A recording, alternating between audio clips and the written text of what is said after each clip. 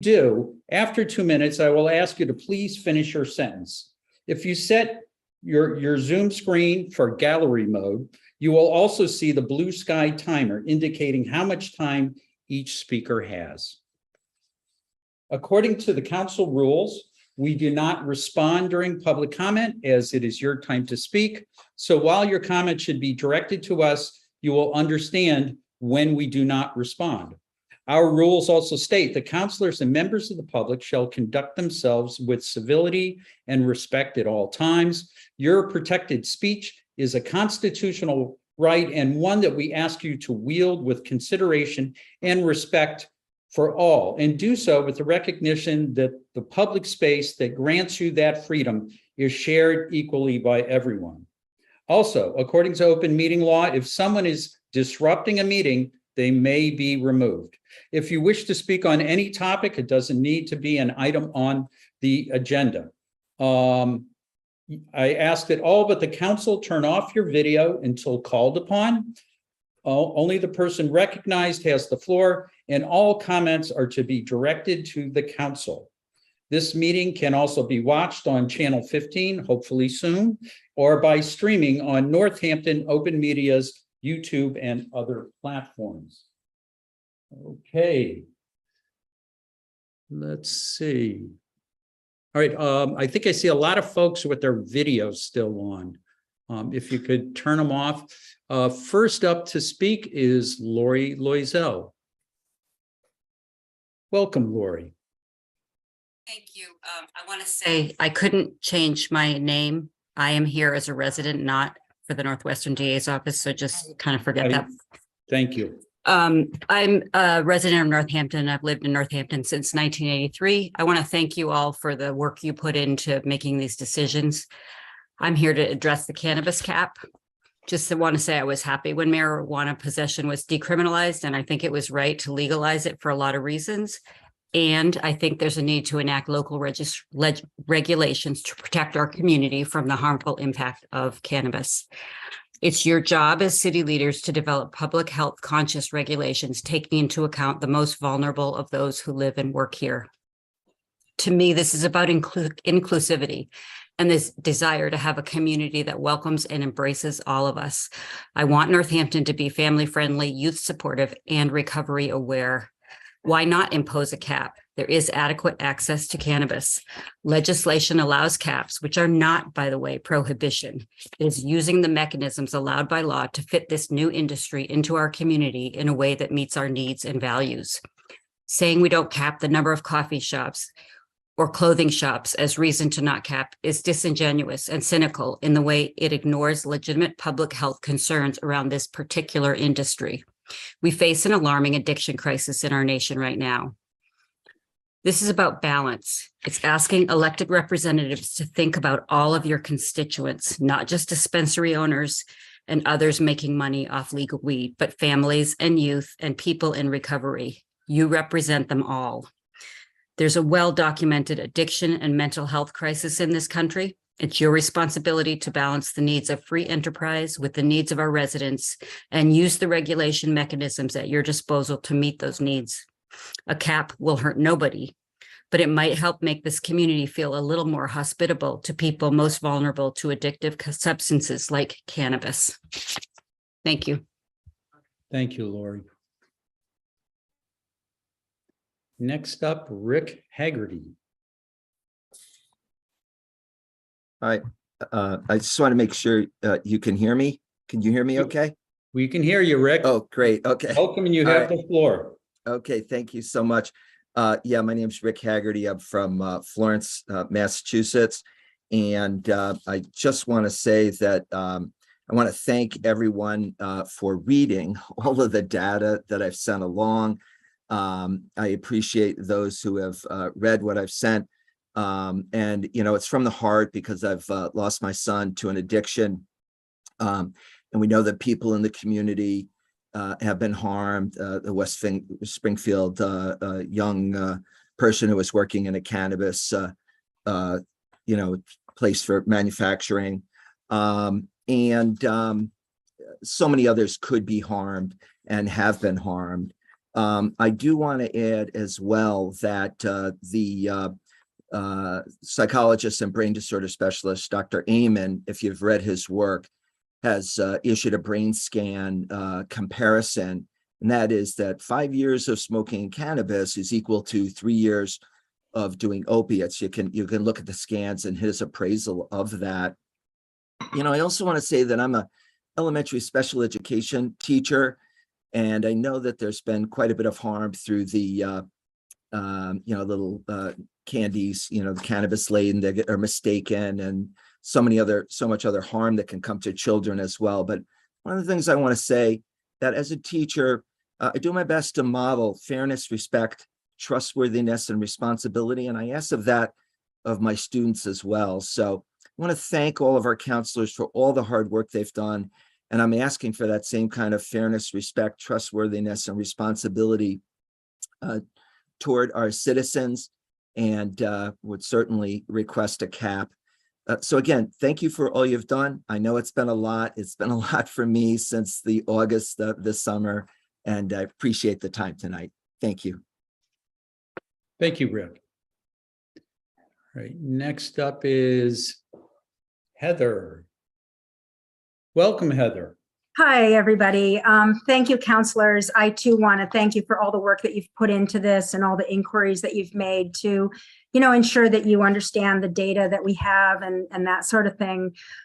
We know that youth in Hampshire County are accessing retail products. We know that youth who live in towns with 5 or more retailers in Hampshire County are more likely to use more frequently and more heavily than those in communities with fewer retail outlets. We also know that there's inequities related to race and income in terms of youth use. But right now, today, I just want to speak about some other sort of public health thoughts.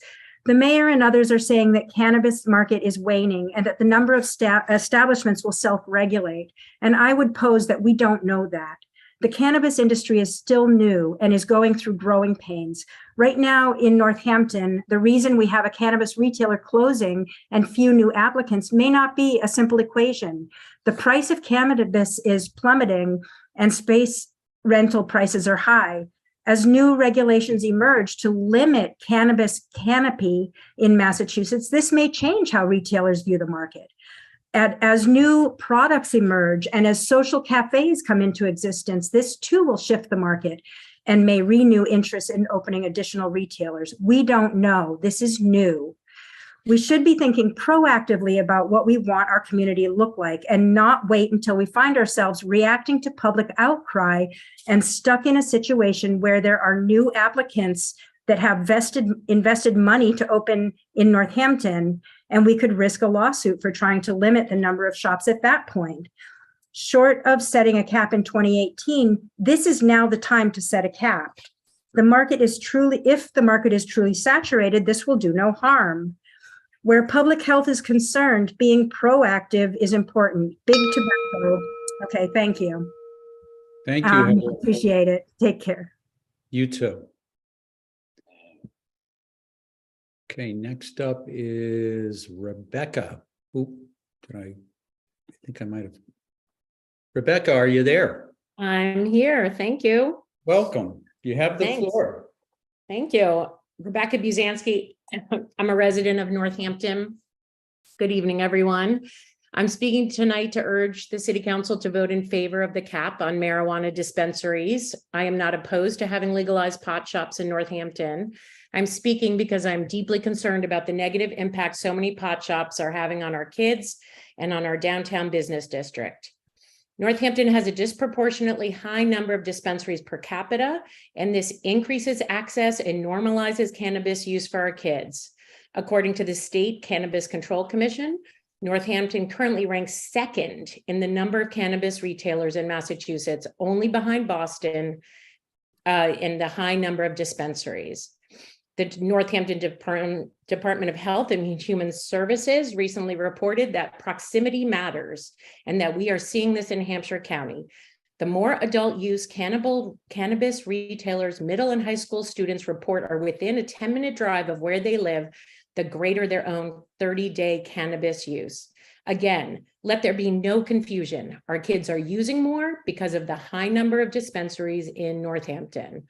While serving as a Northampton School Committee member, I was the liaison to the Northampton Prevention Coalition from 2017 to 2021. During this time, our middle school administrator started finding Netta cartridges at JFK for the first time ever. This increased access to dispensary products doesn't make our kids safer, as some might want you to believe. It increases access and it increases use. I'm also concerned about the negative impact this high number of pot shops are having on our downtown. Not only does downtown Northampton need a greater diversity of stores and fewer vacant storefronts, but ultimately the high number of marijuana dispensaries is hurting our downtown and contributing to the problem of vacant storefronts by driving up rent. Thank you very much. Thank you. Next up is Michael Willers. Good evening, everyone. Hi, counselors, and thank you for doing the often thankless job that you do. And hello to my fellow Northampton citizens. I'm Michael Willers. I'm a pediatric cardiologist at Mass General and also a resident of Florence. And I'd like to speak in favor of cannabis caps. I am not anti-marijuana. I am, however, pro-youth and pro-Northampton, which is where my position comes from. In terms of being pro-youth, we've seen the data from Spiffy, which was gathered right in our hometown, that Rebecca was talking about, that showed the closer young people are to a cannabis dispensary, the more likely they are to use. And the more cannabis use that happens among young people, the more injury occurs to their brain and their hearts and their lungs. In particular, cannabis can cause psychiatric issues to young people, including outright frank psychosis that can last for days. It can also cause neurologic and developmental impairment and addiction. The cannabis industry would like you to believe that cannabis is not addictive. Don't believe that. The medical literature states otherwise. Closer to home, cannabis can cause cardiac arrhythmias, heart rhythm problems. I've seen it in my own practice. It can cause a sudden drop of blood pressure and loss of consciousness, which I also see with some frequency. Finally, smoking cannabis leads to the same heart and lung disease that tobacco does. That's been well documented. And we don't exactly know what vaping will do because that is still new. But I can guarantee you in 20 or 30 years, we will find that toxic metals and chemicals do not do good things to lungs. Finally, from a pro-Northampton standpoint, if we let the market sort it out, there is just going to be increased turnover of storefronts. More storefronts will lie empty. Landlords will keep the rents high, holding out for cannabis stores to come in, and we will continue to see an empty downtown. The mayor has said that a well-regulated cannabis industry is important to Northampton. If so, then let's regulate it well, please. Thank you. Thank you. All right, next up is Adele Franks. Welcome, Adele. Did we unmute you? Oh, Go. I think I'm unmuted now. Now you can go. My name is Adele Franks. I live in Florence. And I am here tonight to speak in favor of the financial orders asking to appropriate CPA funds for affordable housing. And in particular, the CPA funds for Habitat for Humanity homes on Burt's Pit Road, because that represents one of the very few paths to home ownership for low-income people. Thank you very much. Thank you, Adele. Okay, next up is Patty Healy. Welcome, Patty. Hi, thank you. Patty Healy from Northampton on Longfellow Drive. I'm speaking in favor of the proposed ordinance to establish the cap. And I'm a registered nurse. I worked in addictions. I want to say I really appreciate the comments prior to mine in favor of the cap. So I'm not going to repeat what they said. Some other comments that I'd like to make is around how the alcohol industry post-prohibition also became heavily regulated and taxed, but did not stop the use of underage drinking or the huge amount of alcoholism in our country. But even more important, something I've recently learned is big tobacco built a profitable cigarette addiction model by suppressing and manipulating health data. And it took 40 years for a public health campaign to counter the disastrous effects of smoking and to save lives. Well, guess who's investing in the marijuana industry? The maker of Marlboro cigarettes. Altria has invested already $2 billion in the Canadian marijuana company Cronos, another $12 billion in Juul in 2019 in Canada. Imperial Brands, one of the biggest international brands, is investing in as well in very big tobacco companies that are beginning to invest in marijuana production. Altria also lobbies U.S. federal lawmakers. Clearly, they want to see the legalization nationally, federally.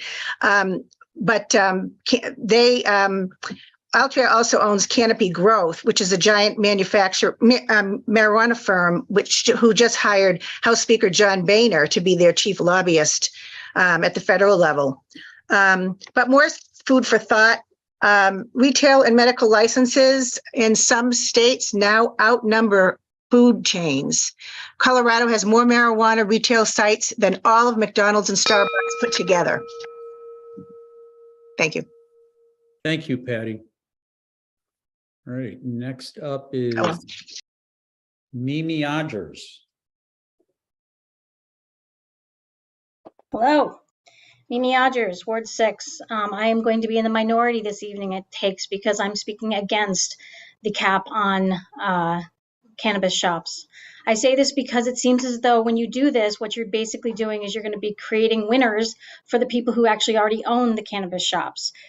In capitalism, we have markets to have people challenging those businesses, but you're basically protecting all of the businesses that are currently in place because they're not going to have any future competition. So they can do whatever business practices they want. They could choose to raise their prices. I do not here to say that cannabis can't be problematic, that all these other things are problematic. Patty Healy just talked about how in Denver there's more cannabis shops than McDonald's and Starbucks. Well, McDonald's and Starbucks are really bad for our youth, the food that they eat. And there's a lot of really bad things out there. And, the video games and, the rock music. I mean, I just feel like, I get the fact that there are a lot of bad things out there. They have always been bad things, and we have all grown up with all the bad, challenging things.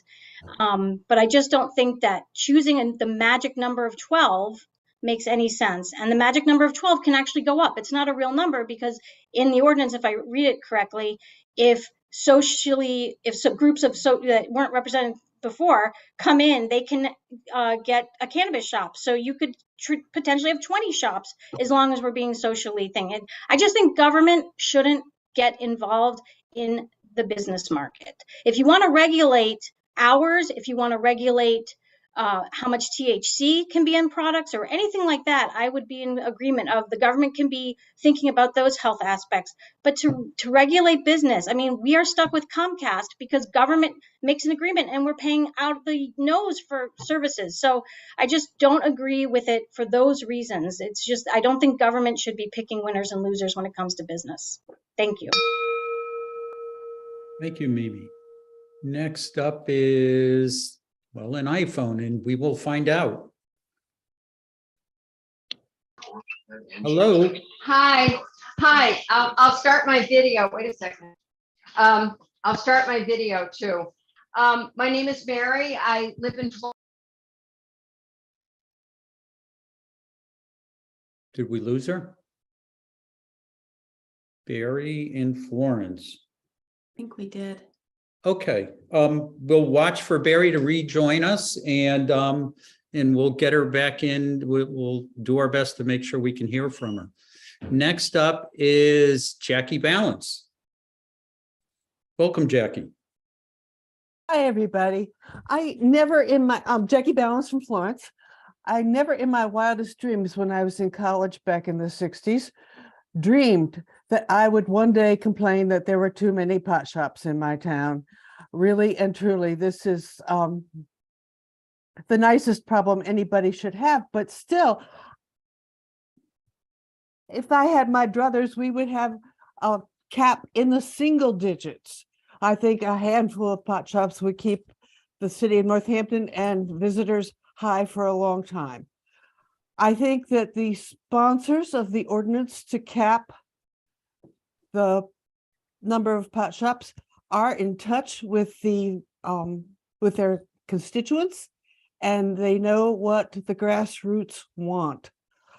I would suggest if you were really concerned about controlling business, you could put a 2-year cap on the ordinance. See how well the cap works and reevaluate it later. But we really, right now, we're swimming in cannabis. Thank you. Thank you, Jackie. All right, next up is Dick Evans. Welcome. Good evening, Mr. Chairman. Can you hear me? We can hear you. Oh, You have good. the floor. Well, first, let me say I too support the Habitat for Humanity grant for the project on Birch Pit Road. It's a good thing. We're coming together tonight in a cloud of ambiguity with regard to what this cap measure as drafted is really all about.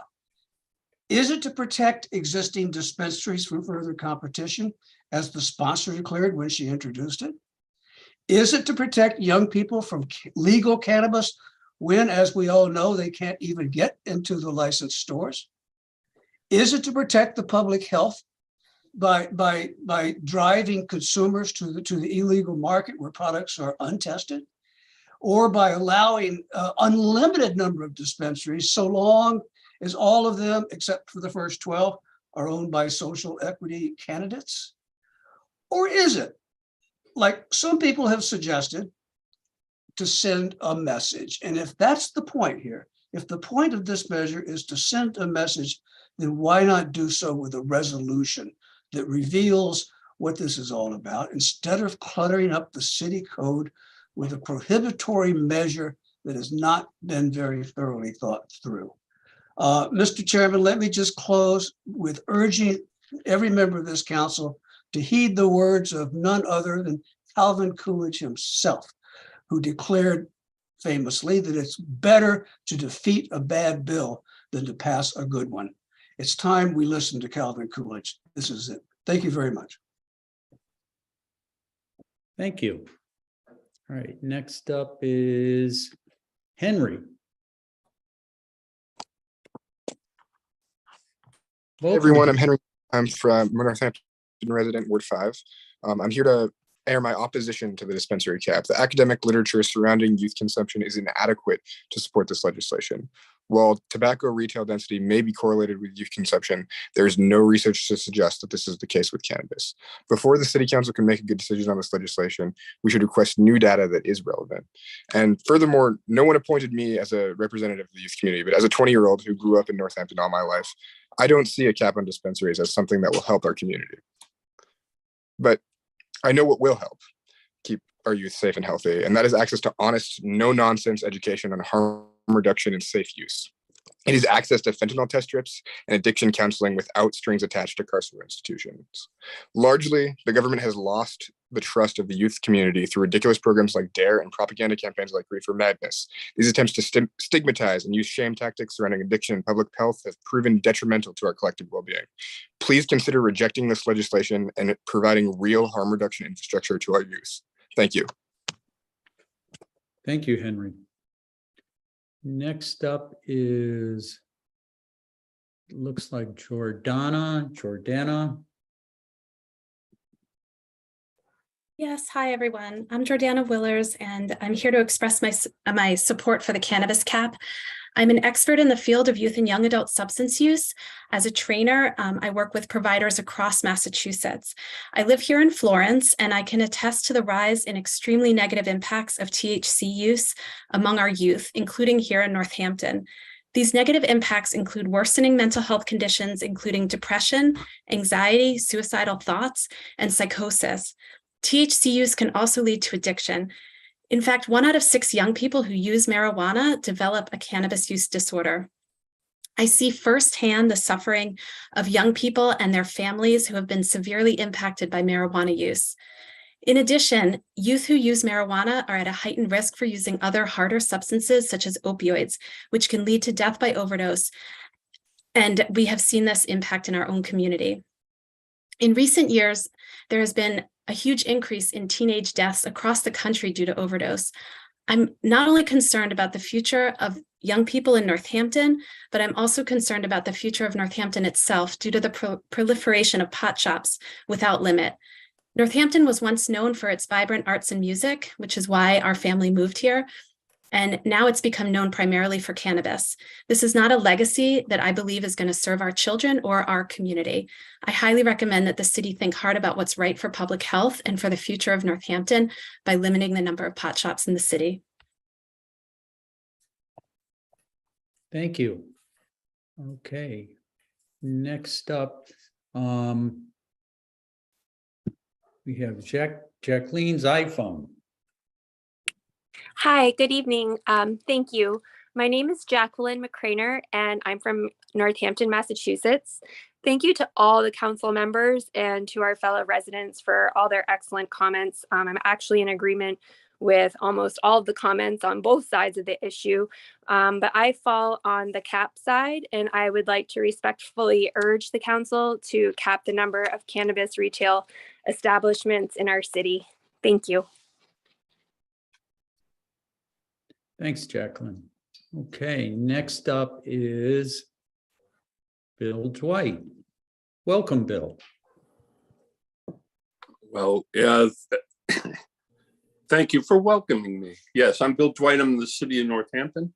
I'm concerned, of course, about the proposed cap restriction for cannabis retailers that you guys are considering tonight, along with everyone else, apparently. The other night, one of the co-sponsors asked, why not pass this ordinance? Well, the reasons I'm concerned are manifest, but my most critical worry is the fact that, as written, this law is vague and unsupported. I believe that whenever possible, ordinances should expand and protect rights, but if they're designed to be prescriptive, they should be proposed with a clearly identified and defined threat and a provable benefit, and enforcement must be clear and fair. All of these elements must be included in the language of the ordinance so that in the future, the public and affected agencies may know the purpose and the rationale behind the law. Well, that's not the case here. It must be said that regardless of where you fall in this debate for or against the cap, everyone should know that essentially does nothing, absolutely nothing. At most, it will skew a market in a way that really can't anticipate, but it really protects no one from anything real or imagined, as you've heard described. It only possibly placates people who have expressed their feelings. And this is not a way to go about making good law, honestly. I mean, so far, what I've heard while this item was debated at Legislative Matters and tonight is that there are feelings being employed as reasons for making this move. There are folks who feel there are too many retailers, as you just heard. There are people who feel that too many cannabis shops inspires minors to feel more complacent about marijuana. The sponsors feel that the limit is fair. There are people who feel that Northampton will be known for things they prefer not to be known for. There were expressed concerns that the presence of retailers makes for a dangerous temptation. And I guess we'll leave it at that. Thank you. Thank you, Bill. Next up is Anthony Peck.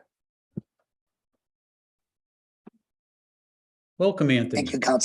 Thank you, counselors. I appreciate the opportunity to provide with comments. So I live in Ward 2. I'm also a professor of sociology at the University of Massachusetts Amherst, and I've published research in the area of peer effects on adolescent drinking and smoking. So this is an area that's related to my area of expertise. The point I wanted to raise are on more on the demographic side. I think you've heard from experts on the health side about the effects of cannabis use on adolescents, which is a time of their lives when their brains are changing dramatically. The demographic side is my expertise, and I could give you some facts since I think the last speaker was talking about feelings. I'm also a believer of the cold hard facts. So demographers have been tracking adolescent cannabis use since 1991. And just to give you some facts about this, in 1991, daily cannabis use in the United States was 0.8% of 11th graders. I'm sorry, of 10th graders. Currently in 2020, it is now 4.4%. And I'm speaking here of daily cannabis use. So that's a 5-fold increase. As a point of comparison, in Europe, daily cannabis use still remains around 0.8%. So it's been steady. So we've seen in the United States a dramatic increase in daily cannabis use amongst adolescents. I had a chance to listen to some of the theorizing that was related to the argument that putting a cap will lead to increased adolescent use of accessing the illicit drug market. The science basically says that's focused on this issue is where do adolescents get their marijuana? And the answer to that is very few of them, or a very small percentage of them, get them from drug dealers. They get it from their friends. And so the key issue here is whether or not adolescents get their marijuana indirectly through easy access, such as through recreational dispensaries. Thank you. Thank you, Anthony. All right, next up, I believe, is the person who we lost earlier. Hello, Hi. My name is Mary. I live in Florence. I've lived here for 36 years, and I just wanted to speak in favor of the cap. I was a high school teacher for 25 years locally, and I saw the detrimental effects that pot use had on my students. They just in terms of their social development and their motivation, it just affected it tremendously. I also feel that we don't need one of these shops, as many of these shops as that our community cannot support opening these shops one after the other. We moved here 36 years ago, and the city was a real jewel in the Pioneer Valley. Do we want it to become a mecca for marijuana consumerism? It just bothers me that it has that reputation.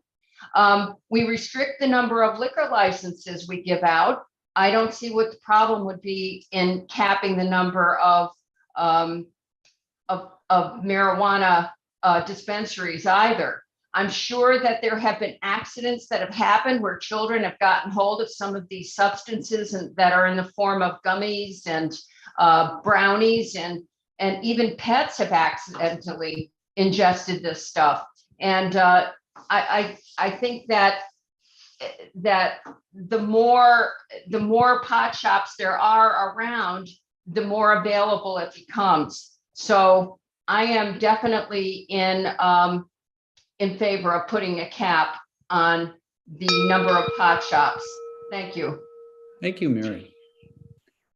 Okay, next up is, oops. These screens move around on me. Schuler? Hi, my name is Skylar. Skylar, thank Yeah, you. no worries. Hi, my name is Skylar. I recently moved to Ward 1 from New York, and I'm in favor of the cap. I guess a few of my thoughts right now are that I don't think weed is like inherently evil or anything, but I also think that we should probably, there was an equity clause of some sort made, and we should probably focus a lot more on what we actually want to do as a community to create repair for communities that have been affected by the criminalization of marijuana before we go forward with having more businesses come into town, at least. And yeah, that's pretty much it. Oh, and I think kids will probably smoke weed no matter what. All right, thank you. Thank you, Skylar. Next up is Jason Weeks. Hello, how's everybody doing? We're doing good. Welcome, Jason. Great, thank you. Yes, I'm a resident, homeowner in Northampton. I'm in favor of no cap. I believe that the cap will be detrimental to our development of businesses in the town area. Seems unfair to me, considering that I'm sure that the cap on liquor licenses is much higher than the cap on dispensaries would be, and I think the comparative damage that this would do to our community is it's not parallel. Alcohol is proven to have much higher consequences. It's more readily available, and we're also even allowing it for delivery nowadays, as it happens over the course of the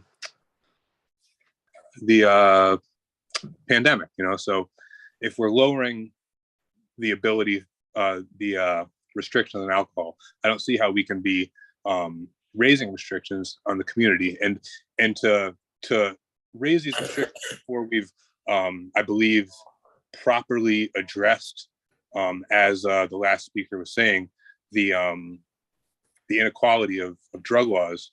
I don't know of any minority owned businesses in Northampton that are cannabis businesses, and without having, if we put a cap right now, we're not even addressing that, and it's hindering us in addressing that.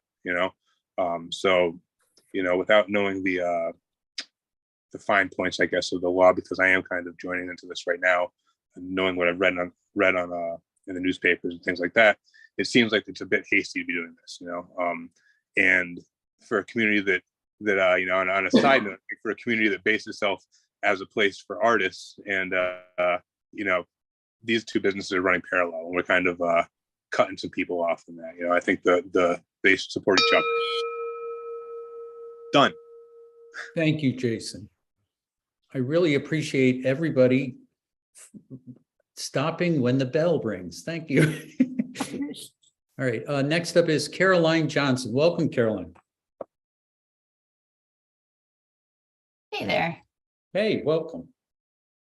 Okay, so I'm Caroline Johnson. I live in Florence, and I've presented local data on youth cannabis use in various city council platforms and meetings over the past few months. And I have to say, I'm a little baffled about how some local data regarding youth cannabis use have been presented, both by the media and by others who have been involved in this conversation as of late.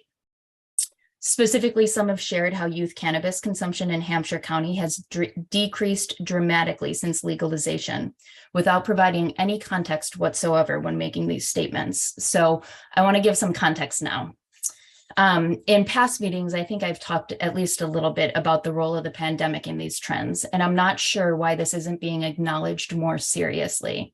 The decline in Northampton is generally consistent with national reports like Monitoring the Future, which is funded by NIDA and conducted by the University of Michigan. And Monitoring the Future shows that youth substance use fell significantly during 2021 nationally, and then remained low in 2022, and on par with rates in 21.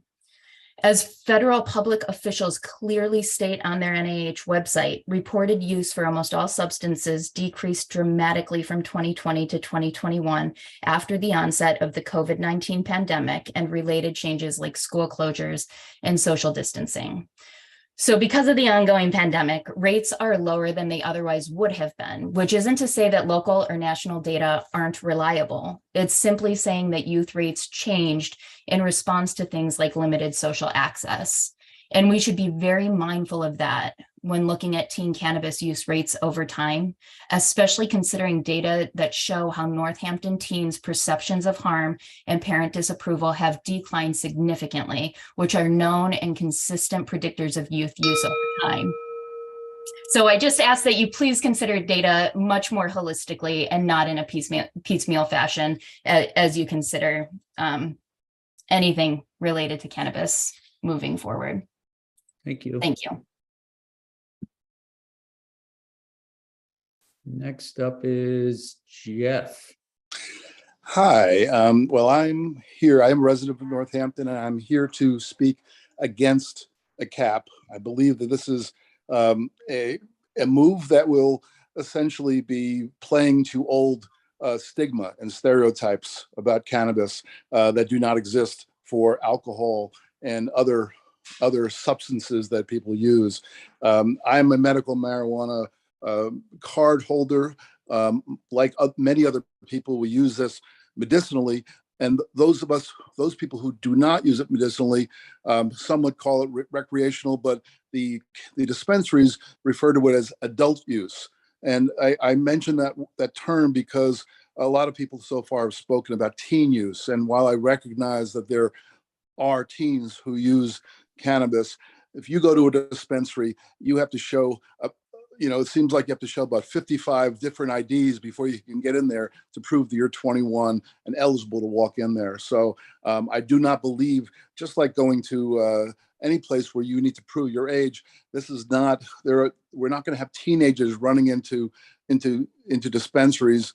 I believe the marketplace will take care of whether the city can support enough dispensaries. There will be a certain point. Right now, we may be at that point where we already had one that closed. Maybe other ones will start to close. Maybe a couple more are open. I believe this is something that we can leave up to the marketplace.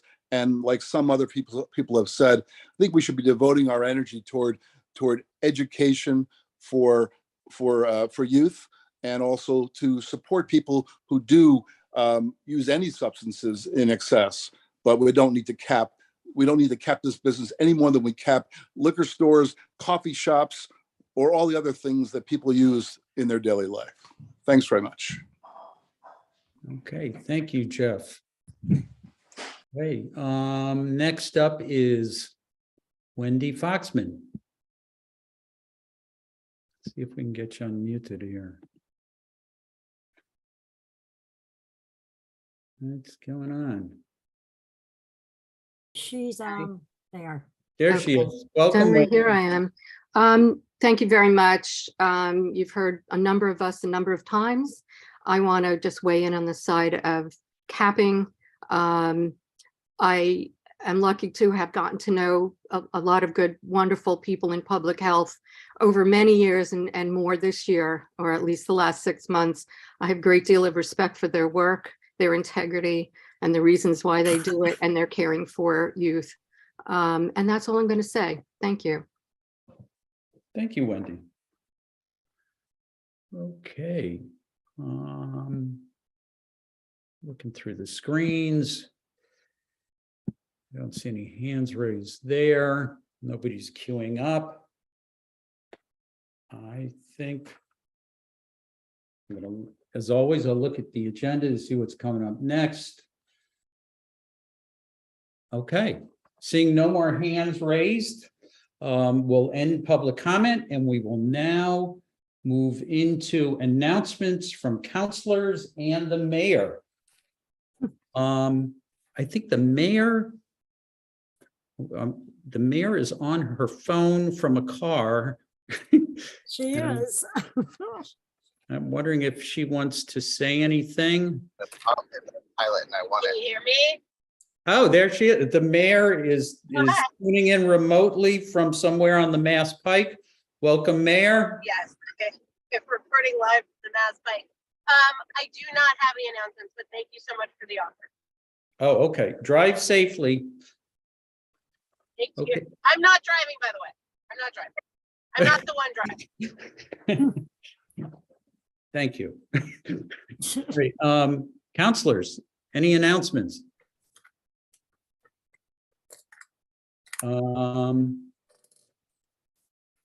I see somebody's raising their hand on a phone, and we've already ended public comment.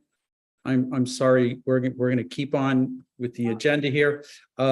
Councilor Jarrett. Thank you. Yeah, I was wondering if the mayor might announce this, but on Tuesday, January 31st, we're going to have a joint meeting of the school committee and the city council, both school committees, I believe, Smith Oak as well as Northampton Public Schools. And the mayor will be presenting the outlook, the budget outlook for the year. Does I don't know if anyone wants to add to that, but I just wanted to make sure that got announced since we won't have another meeting before that. That was a great announcement. Thank you. Any other announcements? Councillor Perry. Yes, I just wanted to make an announcement that this upcoming Monday at the Community Resources Committee, we will be having a roundtable discussion on neighborhood character, energy and sustainability. We've got some great special guests lined up. A discussion with, I believe Dory Brooks is coming, as well as our tree warden, Rich Parasoletti, and Carolyn Mish will be there. So hop on the northampton.gov agenda center and come join us for community resources at 5:30. Excellent. And is that going to be hybrid or remote? It's going to be hybrid for the speakers, but everyone else is invited to join us remotely. Okay, thank you. Okay. I might need some help with these because folks may have seen them elsewhere. On February 4th at 9 a.m. at Smith Voc, the Ag Commission is holding a conference. I went to this conference a few years ago. It was really terrific. 2 different farmers spoke. And this is going to be another opportunity to hear from our farming community and get some information. And they had some really great donuts there a few years ago. So I encourage folks to go and get some really good donuts. The other thing is the Survival Center. Somebody sent me that they're putting out the word they need volunteers. So if you have time to volunteer, the Survival Center is looking for help. Councillor Maori. Yes, I just wanted to announce that on Sunday at 1 p.m. at City Hall, there'll be a Bigger Than Row rally. This is supposed to be, of course, the 50th year of Row, and we clearly need to regroup and be together. Rep. McGovern will be there. I'll be speaking. We'd love to see you.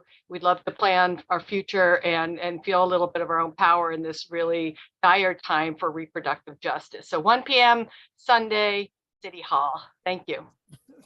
Thank you, Counselor. Okay, any other announcements?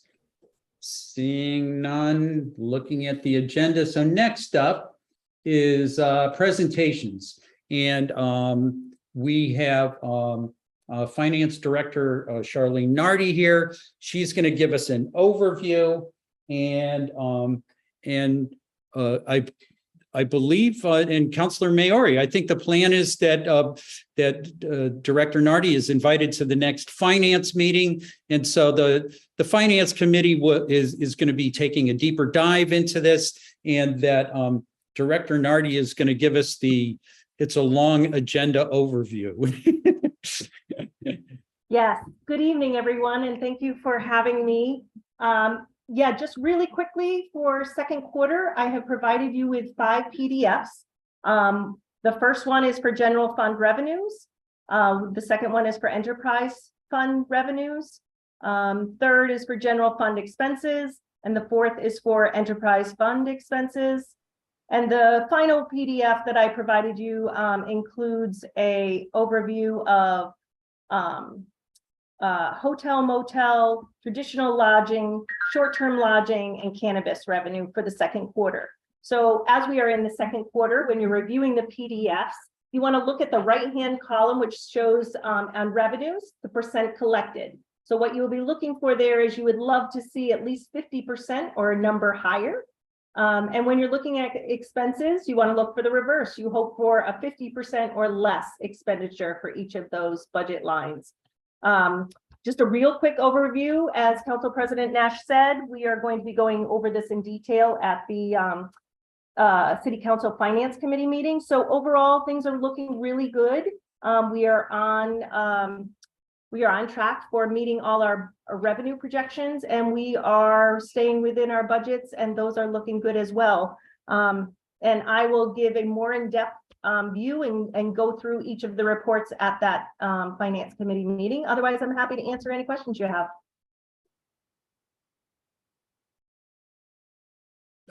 Councillor Labarge. Yes, thank you. Director Chardin, at the Finance Committee, this is just a suggestion, please, that we have a screen put in place in what you're talking about and what items that you can pinpoint it. So if any residents do attend, they're going to have that visibility of seeing that. Talking, they don't have it.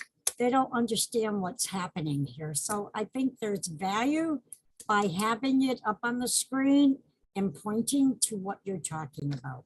Thank you. Yes, Councilor Labarge, I will make sure that I share the documents and I will point to the items as I talk about them. And I think that's an excellent idea. Thank you. Thank you very much. Okay. Any other questions for Director Nardi? Well, Director, thank you for that very brief presentation. I look forward to grilling you at Finance along with the rest of the Finance Committee. And so I imagine you're sticking around for a few more of these financial orders, right? Yes, sir. All right. Thank you. Thank you. Okay. Next up is the consent agenda.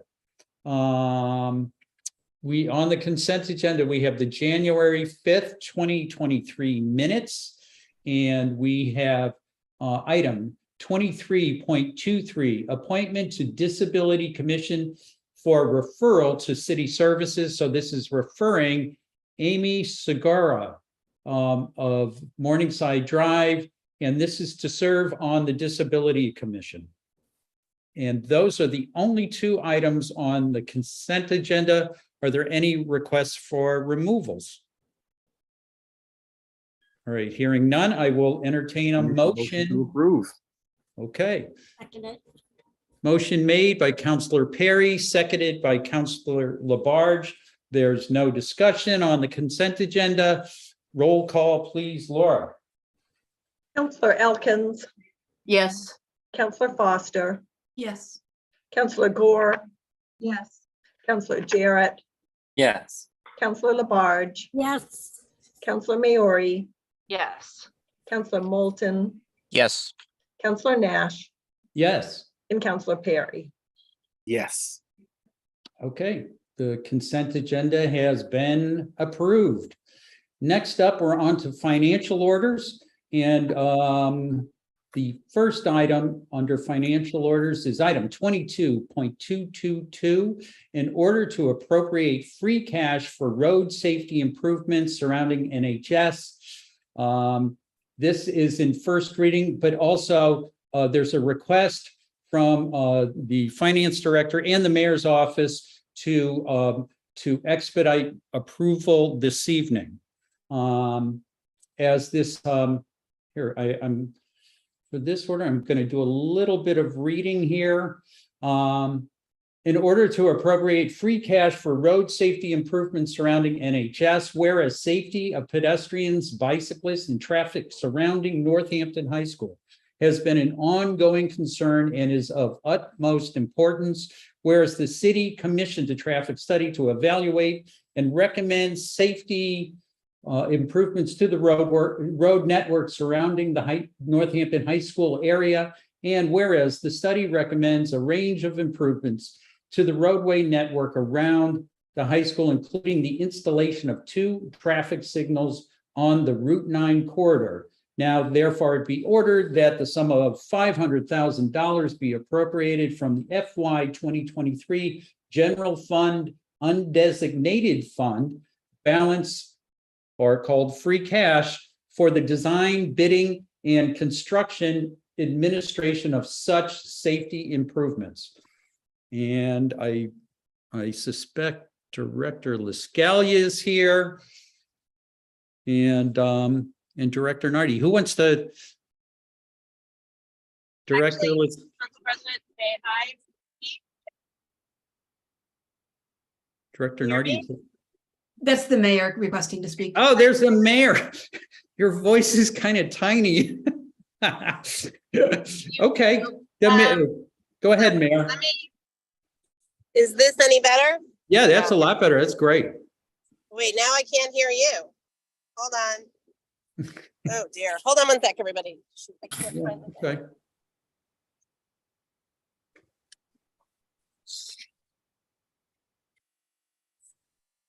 Okay. Can you hear me? Yeah. All right, I apologize that the audio is not great. This is not the plan for this evening. But weather has other plans for us. Okay, so I was very happy to be at Transmission Parking Committee Commission meeting on Tuesday, where we had a very robust discussion about this. I think almost every counselor was in attendance for that discussion, so this should all sound very familiar. We had the Fuss and O'Neill study of the intersection of the high school. We received that study that we asked for, and had an opportunity to meet with Fuss and O'Neill and ask them all the questions. And basically, their largest or primary recommendation is for signalization at Elm and Woodlawn, as it meets the warrants for signals at both of those spots, but is too small an area that is has parkland on both sides of it, so you not put a roundabout there, but it does meet the warrant for a signal at both of those locations. There's also an additional recommendation that we reopen the street that's directly in front of the high school that had been there, and that become a one-way for buses only. So I've made this project and making this area safer a critical priority. And I would like to move forward as quickly as possible with the planning and design of these main recommendations from Fuss and O'Neill, because they will have the largest impact on safety. As we've seen from other recent projects that involved signals, engineering and design for putting up the signals and the installation actually takes quite a bit of time and resources. It's not as fast as I think one might think it would be to just hang the lights. So I want to again get this ball rolling as fast as possible so that we can get the design done and put it out to bid. There are also some roadway changes and some smaller changes that we can implement before we actually do the road work and hang signal, and we'll be moving forward with those. But to begin the planning and the engineering and be able to go out to bid as soon as possible, we brought this to TPC on Tuesday and are here today with this order to appropriate $500,000 in ARPA lost revenue funds to begin the design, the bidding, and the construction administration for this project. There will be significant appropriations needed as the project goes forward, but I think this is a good use of these lost revenue funds to be able to get this moving now. As soon as possible, and I thank the council for considering two readings on it today. Director Osalia spoke at length about this at TPC, and she's here tonight, as you noted. Again, I just wanted this to get started as fast as possible. There's been a call from the community to do that, and rightly so. And we just want to create a safer intersection here. So. She can speak more specifically to the project if you have questions. She could also speak to the work that we're doing to make this a school zone. Now that the state allows high schools to be designated as school zones, thank goodness. It seemed very silly that they couldn't be. So we're very grateful for that change. And we've applied for a MassDOT Safe Routes to School grant for a speed feedback and school zone speed limit sign. So that's one of those signs that tells you how fast you're going and flashes and says that it's a speed zone. A school zone. So we've applied for one here at this place at the high school and also at Smith Vocational, a little bit up the ways on Route 9. And we're hoping that we will be granted those signs. And I just want to give a quick shout out to Senator Comerford, because the grant states that communities can apply for only one school in their community. And when we called her and said that you're the only community that actually has two school districts, we would like each district to be able to apply for one school. She agreed and helped to get MassDOT to allow those applications. So a very hearty thank you to Senator Comerford for that help. And here's hoping that we are granted those signs. I think it's very sad to get, have it be more visible that the school zones that they will have takeovers. So with that, I will hand it back over to you and to Director Lasalia if there are any specifics. Thank you, Mayor. Director Liscalio. Okay. Thank you. Thank you, Mayor. That was a good summary of kind of a lot of activity that we've been engaged in to just try to make the corridor around the high school safer. As the mayor said, about a year ago, we engaged our engineering firm, Fuss & O'Neill, to take a comprehensive look at the roadway network around the high school. So not just the Route 9 corridor, but also Elm Street, Milton Street, Riverside, that intersection, the old bus loop in front of the high school, the circulation within the actual parking lot at the high school, because any improvements that we're looking to implement really have to be part of a network of improvements. When we engaged Fuss & O'Neill, we asked them to look at a variety of scenarios, including the installation of roundabouts on Route 9. We asked them to look at the potential for one-way streets, the potential for closing of intersection at Route 9 and Elm Street. So we asked them to look at a variety of different scenarios as part of their research of the area, with the ultimate goal of improving traffic safety. So we're not telling them, oh, we think we want a traffic signal here. We're giving them a lot of different options about what we're potentially looking at before they make a recommendation to us. So they took quite a bit of time and a very comprehensive look at the area, and they made a variety of recommendations, starting with significant changes to the Route 9 corridor that involved the installation of 2 traffic signals, one at Woodlawn and Route 9 and one at Elm Street and Route 9, as well as realignment of the intersection with Milton and Riverside, the reopening of the old bus loop in front of the high school, changing the circulation within the high school parking lot, permanent parking restrictions on the park side of Route 9 by Elm Street, some modifications to parking on Woodlawn Avenue, and other more minor changes to Route 9, like bump outs and pedestrian refuge islands. So it's really kind of a basket of recommendations that sort of all work together to increase traffic, bicycle, and pedestrian safety in the area. And what we have at this point is a conceptual plan. So the next step is we actually have to move to a formal design process for all of these improvements that are contained within the conceptual plan. And our design firm needs to generate actual drawings that we can build something with. Just to sort of clearly, I guess, talk about schedule. These projects are very long developing, so we will likely be looking at a design period of about 12 months.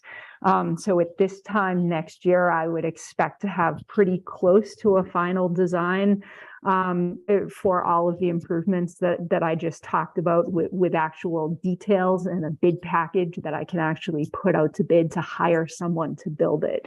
But we have sort of limited time to work with in terms of a building season. We want to avoid being under construction when school is in session. So we're working with very, very tight windows. The reason that we're asking for 2 readings tonight is so that I can engage a design firm to actually start working on the construction documents that I need to put this out to bid, in the hopes of potentially starting construction in the summer of 2024. So that would be next construction season. And it's unclear at this point if we could actually complete construction in one construction season. Often these projects can stretch over 2 construction seasons. So really, time is of the essence, and we want to move as quickly as we can to just kind of continue the momentum that we've built here.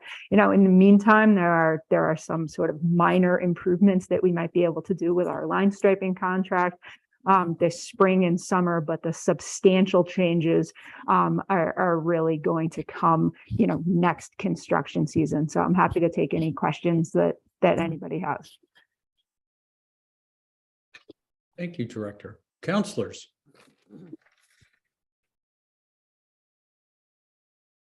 Stan, your video is doing some strange stuff. Counselor Foster, then Counselor Jarrett. Thanks. I don't have any questions, Director. Just wanted to, I was able to thank you at the Transportation and Parking Commission meeting, but just wanted to reiterate that again this evening, the traffic by the high school is an area in need of safety improvements. I mean, that's an understatement. And you and the mayor have really brought this forward in pretty quick time for municipalities. And I really just want to recognize that and thank you for your leadership on that. You know, there was a morning that Director LaScalia and Chief Casper and I stood outside and watched traffic, you know, enter the high school during drop-off time. And, you know, there was just kind of so many different movements and so many different things going on, and a recognition that accidents have happened there. And, you know, the sooner we can move on this, the sooner we can make it safer for commuters and students and teachers and everybody who travels through that every day. Thank you, Counselor. Counselor Jarrett. Thank you. Yeah, thanks for everyone's work on this for the past, it's been almost a year and a half, I think. So yeah, I think that overall, you know, these proposed improvements are very good. I do, and some of this was talked about in the meeting, and but I just want to mention, you know, that I think more needs to be added, because a signalized intersection alone won't solve the speeding problem. People can still speed right through those signals. And the speed reports, you know, we heard showed significant speeding problems. So those two intersections, like what methods, I guess, could we use to slow traffic that is passing through, you know, those two proposed signalized intersections, and then the Riverside, Elm, and Milton intersection, where people really speed down that hill, and it can make for some difficult turn, you know, when you're trying to get out of there. So there's that question, what can we add, which I'm sure will come out during the process. And then I get a concern around the timing of this. You know, this report, it's dated December 5th, and I first heard about it a week ago. I immediately requested it. I received it on Tuesday, had a few hours to read it before the Transportation and Parking Commission. So, and I'm not sure all of us even received it. So 2 days is a short time frame to consider this. I have had enough time, so I do feel comfortable moving forward, but I would request in the future that that we receive reports sooner and have a little more time, therefore, to consider them. Thanks. Thank you, Counselor. Thanks, and I can just respond to a couple of things, Councilor Jarrett. Regarding the speed in the area, as the mayor mentioned, we are now under MGL able to designate the areas around high schools as school zones. So that ordinance went through Transportation and Parking Commission Tuesday, and will move to the full council for consideration at the next meeting.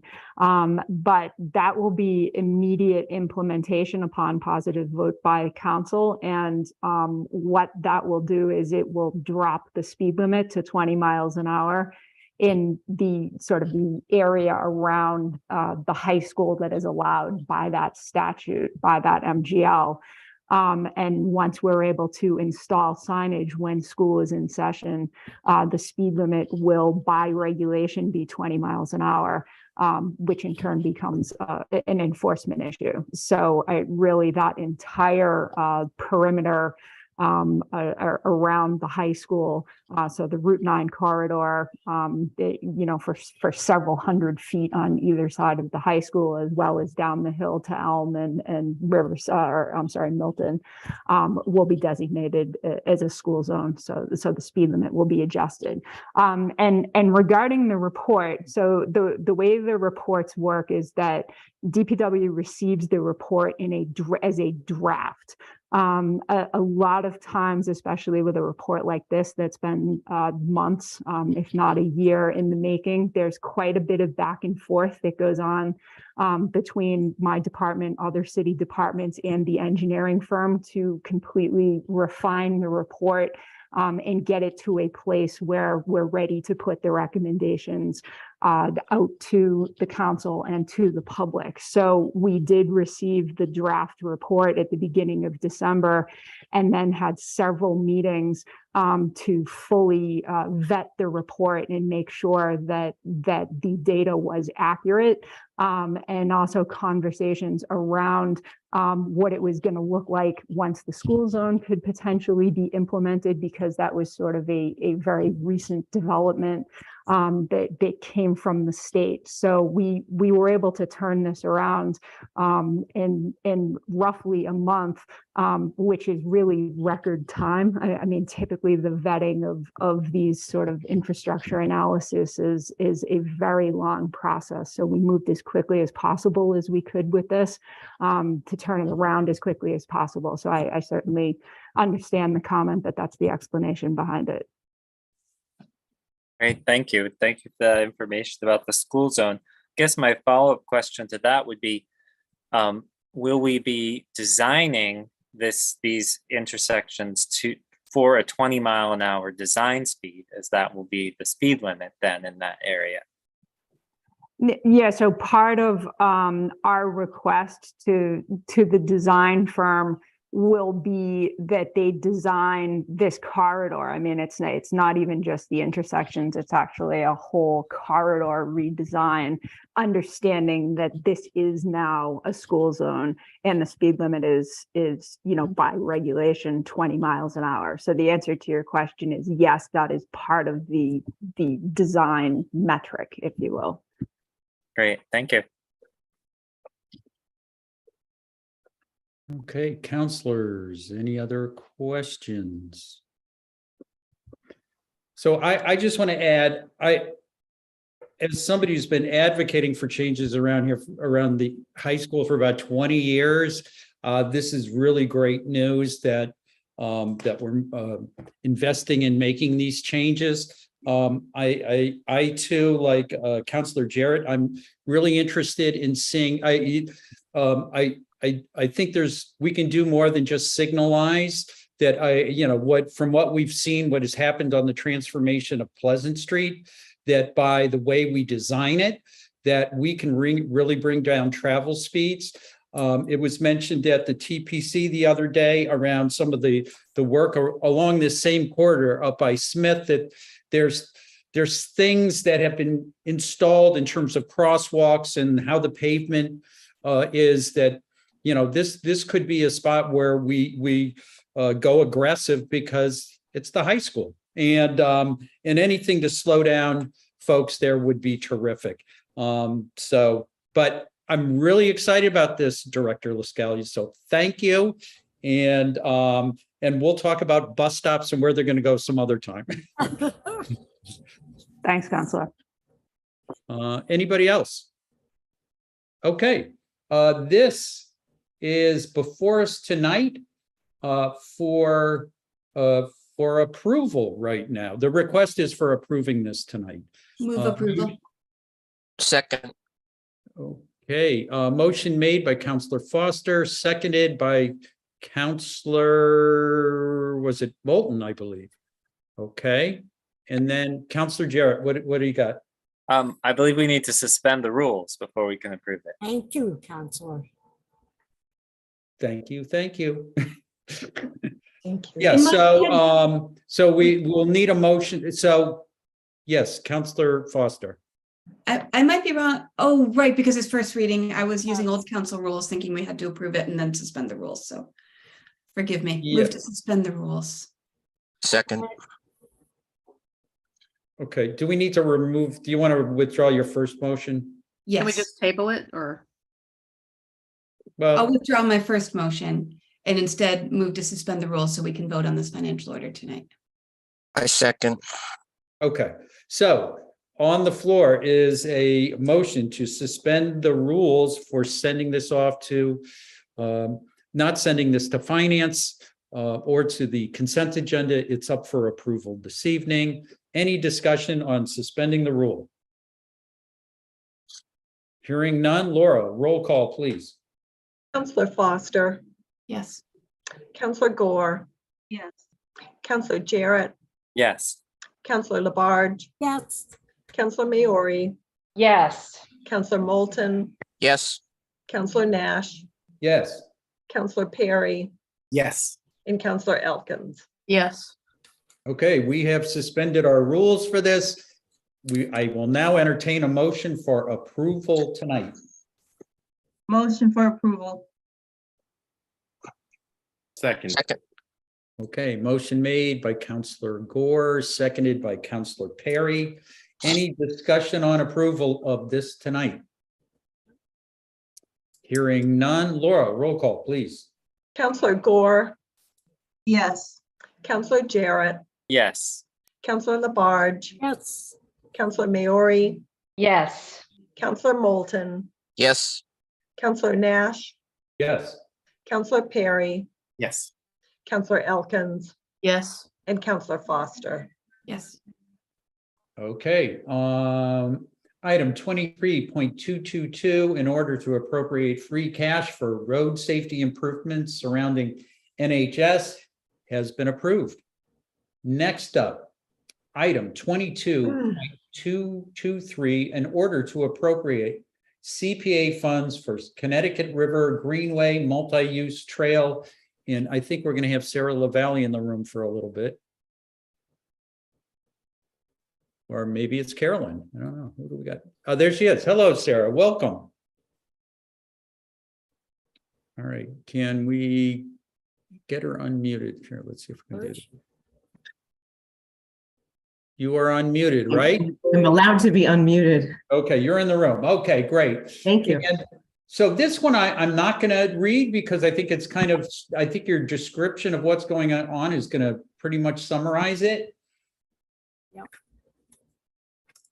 Okay, so let's see. So let me start with a super quick overview of this round of Okay. CPA funding, Yeah. and then I'll go into this project. So in September of this year, the Community Preservation Committee began reviewing project proposals that were submitted for CPA funding consideration in this round in fiscal year 2023. And after extensive review, including applicant presentations, site visits, both virtual and finally in person again, public comment sessions and deliberation, the CPC is voted to recommend the 11 funding requests that are before City Council tonight, totaling just over $1.2 million. These projects include all eligible CPA project areas, so historic preservation, recreation, affordable housing, as well as open space preservation. And the CPA funding that is being recommended will leverage more than $7 million in funding from other sources this round. And we do have another round coming up. Second round will be beginning in early February.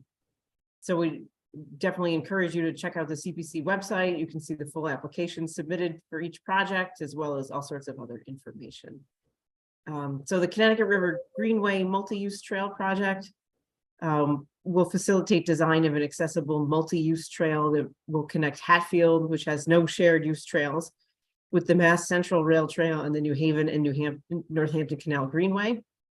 This will provide what will soon be a continuous link from Boston to Northampton and down to New Haven, and that will serve both Hatfield and one of the most beautiful sections of the Connecticut River. You know, it's really underutilized. You can't see it unless you're in the passenger seat of a car and you look right going north on 91 just at the right time, but this will open that up to everybody. So CPA funds will be used as a local match for an already received Mass Trails grant, and the terminus in Hatfield is still to be finalized through that community. But even if Hatfield is not ready at this point, the CPC agreed that this section alone will be a destination trail and is worthwhile to proceed with. Okay, questions, counselors? Okay, I have a quick question, Sarah. So this will be running from essentially, this is an extension of a trail from where the boat launch is? Or is this along the river between the boat launch and the bridge? So this will connect the boat launch area that was recently developed. So you go past River Run boat area on the right. So from that area north along the Connecticut River.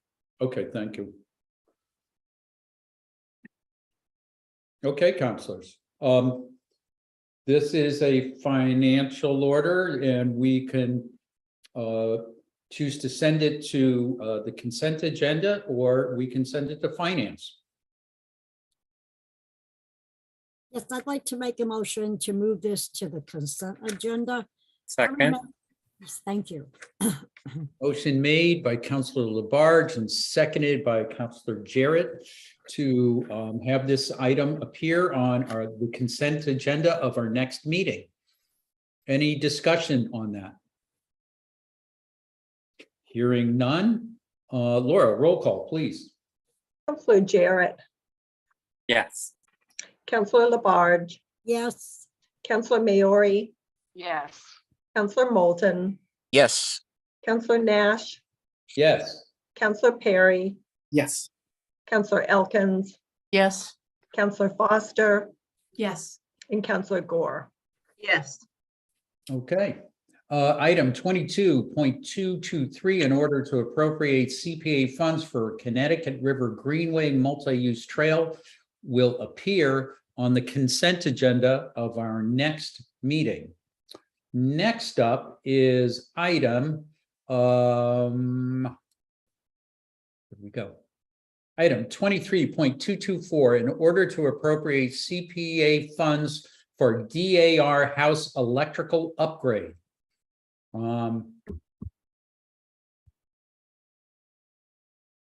Okay, Sarah. All right, so the 1700s DAR house on South Street, which is also known as the Clap House, is just a really outstanding example of a Connecticut River colonial dwelling. At a site visit, the CPC members were able to see firsthand the extent of the antique wiring and the issues presented by this remaining knob and tube in the house. The wiring is no longer allowed by code, it has to come out, and its replacement is necessary to allow for insulation and energy efficiency upgrades and use of the building for public programming. And this was something that was initially planned to be a fairly small request from CPA just for the materials. DAR was planning to work with Smith Vocational on this project, but unfortunately they weren't able to do that because of COVID restrictions. So they came in for the full amount, but the committee agreed that that was something that was worthwhile. Great. Councilor Labarge. yes, that house is just an absolutely beautiful home. Sarah, when was the last time any renovation has been done on that historical home? Overall renovation, I don't know. That would be a question for the DAR. Using CPA, they only did some really minor stuff, maybe about 12 years ago.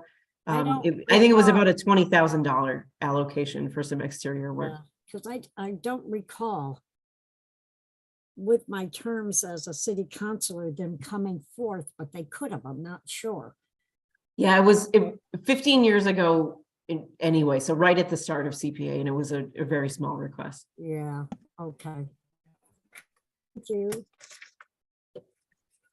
I'd like to make a motion to move this to the consent agenda. Second. Okay, so motion made by Councilor Labarge and seconded by Councilor Moulton. Councilor Jarrett, your hand was raised before all of those motions went on. It's fine. So I was curious, is there any public access to the property? Like, are there events there or tours, or is this a private home now? So there are events and tours. DAR is trying to figure out how better to engage with the community, especially after COVID, when they weren't able to have the programming and open houses that they typically were able to. But they do have at least monthly events that are open to the general public. Thank you. Okay, thank you. All right, we have a motion on the floor to send this to the consent agenda. Any more discussion on that? Hearing none. Laura, roll call, please. Counselor Labarge, yes, Counselor Maori, Yes. Counselor Moulton, Yes. Counselor Nash, Yes. Counselor Perry, Yes. Counselor Elkins, Yes. Counselor Foster, Yes. Counselor Gore, Yes. and Counselor Jarrett. Yes. Okay, item 23.224, in order to appropriate CPA funds for DAR house electrical upgrade, will appear on the consent agenda of our next meeting. Next up is item 23.225, in order to appropriate CPA funds to downtown affordable housing creation project. Whereas the Office of Planning and Sustainability submitted an application for Community Preservation Act funding for the Downtown Affordable Housing Creation Project CPA fund, whereas CPA funds will be used to advance designs for climate resilient housing in a central downtown location, whereas CPA funds will be used as a match for an already received $921,300 of municipal vulnerability program grant. Whereas on December 7th, 2022, the Northampton Community Preservation Committee voted unanimously to recommend that $60,000 in CPA funds be used for this project. Okay, so it's asking us to do appropriate $60,000. Sarah. So at its heart, this is a very small local match for a very large state grant award. And it will allow further development of designs for affordable housing on a city-owned parcel on Crafts Avenue.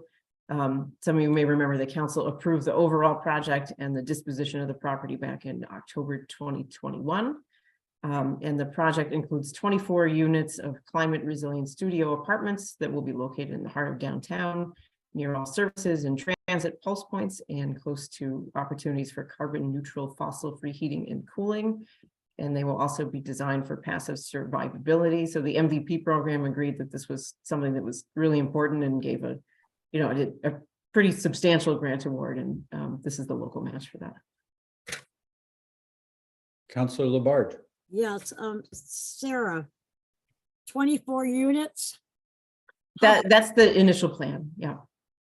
What is the acreage on that property? Oh, I would have to look that up. It's, so essentially this is the lot right behind City Hall. So the sort of the brutalist concrete stairs. Okay, gotcha. Yeah. And you don't know what the acreage is on that? I can find it. I don't have it handy. 24 units. I'd like to know the acreage on it, please. I have to get back to you with the exact acreage. Okay. That would be great, Sarah. Sure. Yeah. Any other questions? I just want to say this is great that we're continuing to move forward on this. This is a really great humanitarian effort by the city to make this happen. Yeah, So we need it. So any further discussion? Oh. Hearing, we need a motion. I'd like to make a motion to move this to the consent agenda. Second. Okay, motion made by Councilor Labarge, seconded by Councilor Perry. Did I have that right, Laura? This is the first motion? Yes. Okay. There's so many of them. I know. All right. Any discussion on having this go to the consent agenda? Hearing none. Laura, roll call, please. Counselor Maori, Yes. Counselor Moulton, Yes. Counselor Nash, Yes. Counselor Perry, Yes. Counselor Elkins, Yes. Counselor Foster, Yes. Counselor Gore, Yes. Counselor Jarrett, Yes. and Counselor Labarge. Yes. So, item 23.225, in order to appropriate CPA funds to Downtown Affordable Housing Creation Project, will appear on the consent agenda at our next meeting. Next up is item 23.226 in order to appropriate CPA funds to Leeds Affordable Housing Creation Project. And Sarah, I'm going to leave this to, I'm going to put this in your lap to describe this. Right, sure. So City Council approved disposition of this property as well on Evergreen Road for affordable housing purposes in July 2021. The site was originally about an 8,000 square foot property that was developed in 1914 with a 125,000 gallon water tower. And then in 1945, the northern 3,000 square feet of the site was sold off and became a part of the property to the west. The water tower remained operational until 1999 when it was removed. And from 1999 until now, it's remained undeveloped. Due to its complicated history and some unknowns about subsurface elements, there was a water tower. What went with it? We don't quite know because of when it was put up. Some additional work is necessary to allow it to be transferred development ready to an affordable housing partner. And this recommendation will allow that due diligence work to happen. That's great. Cool. Yep, great. Councilor Maori. Yeah, I was, oh, excuse me. Did I see your hand? Go ahead. I'm Yeah. sorry. No, I was pretty fast about it. Yeah, it You was like, and I was watching the agenda here, so go I'll ahead. do a little bird next. Okay. So, I just wanted to say I was at the community meeting about that property with the then director Fiden, and it's we were all and Habitat Humanity a rep was there too, and there were they weren't really able to commit because of questions around I guess some sort of drainage and rocks that were put there to bolster the water tower. So it really is necessary, and but yet it's a very exciting place to put an affordable housing. It would truly be in a very mixed neighborhood, a very welcoming neighborhood. That the neighbors did have some concerns, but they were really all very supportive of the idea of it being affordable housing. And it's not just an ideal neighborhood to have this kind of, there's lots of walkability, lots of young kids, and I'm just very excited for this project. So I'm hoping that we'll pass it.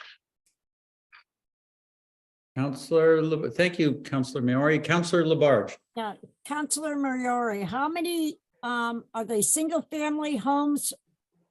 How many? How many are going in there? I can't remember. I believe just one. There was some talk of could you put two, but I believe it's a pretty small space. Yeah. So part of it is around this excavation and seeing what the foundation would hold. So probably not more than two. No, that's a perfect spot, and I'm happy to see that happening. Yeah. Okay.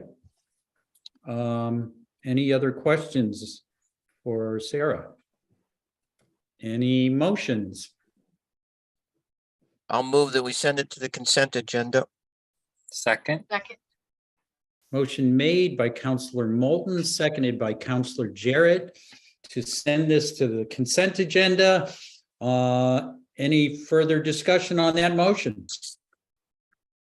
Hearing none. Laura, roll call, please. Councilor Moulton, Yes. Councilor Nash, Yes. Councilor Perry, Yes. Councilor Elkins, Yes. Councilor Foster, Yes. Councilor Gore, Yes. Councilor Jarrett, Yes. Councilor Labarge, Yes. and Councilor Maori. Yes. Okay, that item will 23.226 in order to appropriate CPA funds to Leeds Affordable Housing Creation Project will appear on our next agenda. Next up under the consent agenda, item 23.227 in order to appropriate CPA funds for exterior structural rehabilitation of NCMC. Sarah, you want to describe this? Sure. So some of you may remember that a historic building assessment for 51 Main Street was first funded through the CPA several years ago. And that identified and outlined necessary work to secure the building envelope. And then in 2020, CPA funds were awarded for facade repairs, and that was matched by a state Preservation Projects Fund grant. And this recommendation will allow that important exterior work to continue. And this one is a partial award recommendation. The CPC didn't recommend full funding of the application submitted by Smith Charities. This includes only the highest priority items, and it included feedback that alternate funding sources for work to this important building should be investigated further by Smith Charities.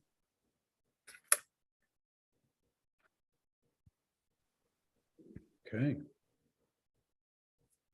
Councillor Labarge. Yes, I can recall when Mary Claire Higgins was our mayor and I worked as a counselor under her, and great support with her for the Northampton Community Music Center, and also with our previous mayor, David Narkowitz.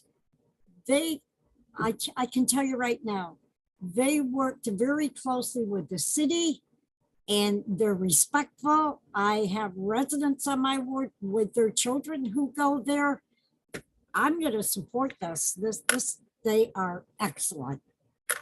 And I just realized I flipped my presentation. My apologies.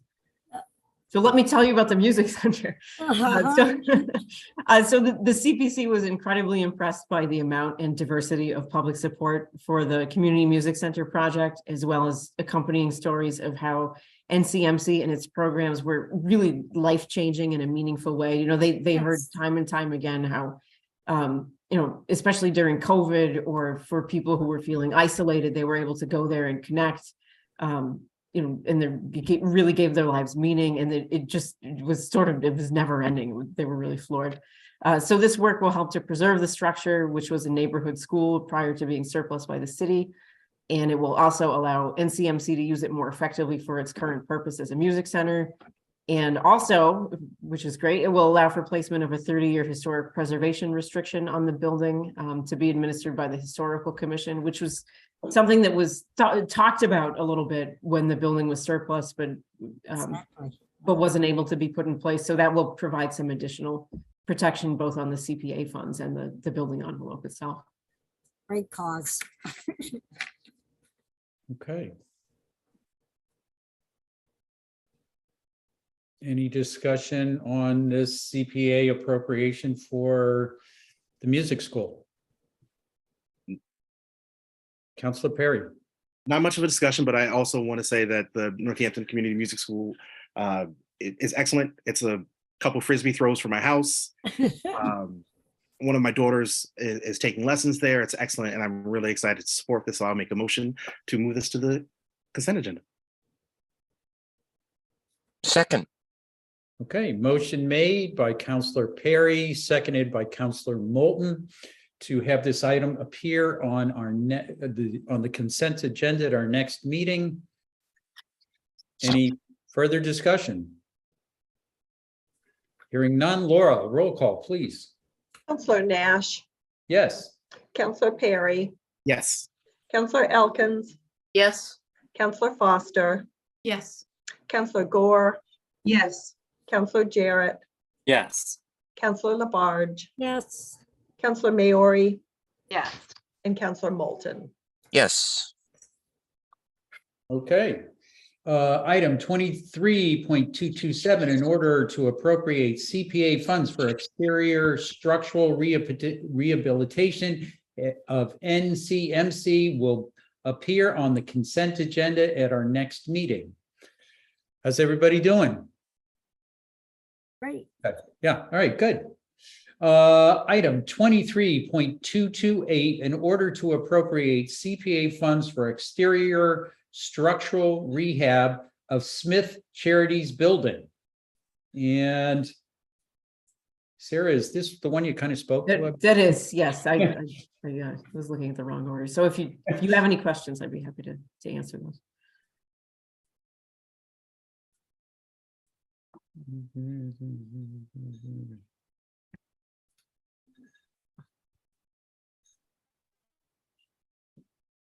Oh, Councillor Moulton, then Councillor Jarrett, and then Councillor Labarge. Yep.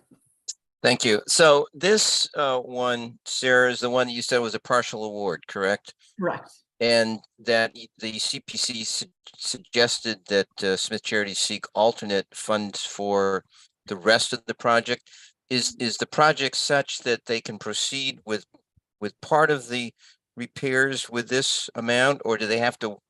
Is this going to depend on other funding sources to come together to do the project at all? So Smith Charities was looking at a Preservation Projects Fund grant from the state. It's an incredibly competitive program, and the awards max out at about 50,000. So it wouldn't be able to fund the entirety of the project. But looking at the budget and the estimate, the CPC selected those highest priority items that were also the ones that included scaffolding. So that was sort of a natural place to draw the line and say, there's here's an opportunity to separate these out and to do this work and maybe think about doing the rest of it later with some other funding. Okay, thanks. Who did I say was going to be next? Counselor Jarrett and then Counselor Labarge. Yeah, so I'm not sure if everyone knows what the Smith Charities do. Yeah, we know. And that might be worth, I don't know if you could just give a brief description. It has to do with the Oliver Smith will, which we elect someone from Northampton to help manage that. Could you just give a brief description, Sarah? Yeah, I'm trying to locate the description of them in their application, but so they promote quality of life for Northampton residents through its continued charitable mission that was established through the will of Oliver Smith back in 1845. Northampton does have an elector to that will. So they support widows and tradespeople. They offer mortgages.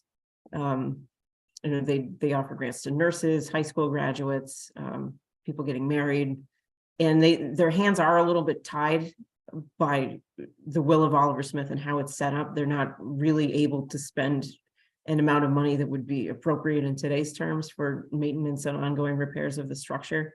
And that's something the CPC took into account when making the recommendation. And I know, I've passed by this building on Main Street. Is there ever an opportunity where people can get to see inside and get a tour? I don't know. I mean, it technically sort of is open to the public, but most people just don't have a reason or a need to visit the building. It's quirky and interesting. It's definitely not accessible in any way. It does have stairs everywhere. It has a sort of a big, strange vault in the middle of it, which is one of the complications for adaptive reuse of it and potential sale of the structure, and one of the reasons why Smith Charities is still there. But I'm sure they would be happy to offer anyone who reached out a tour of the building. Mm-hmm. Thank you.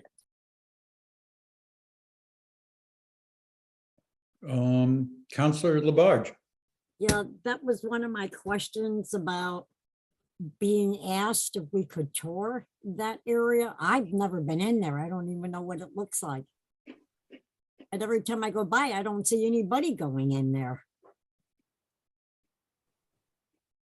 Yeah, other than reaching out to Smith Charities, I'm not sure what a good answer to that is. I mean, it's not a very friendly public space, but the items that were recommended for funding by the CPC are really those critical to the exterior health of the building. Now, who came in to speak? So that was several of the Smith trustees, so the electors of the will. Okay. Thank you.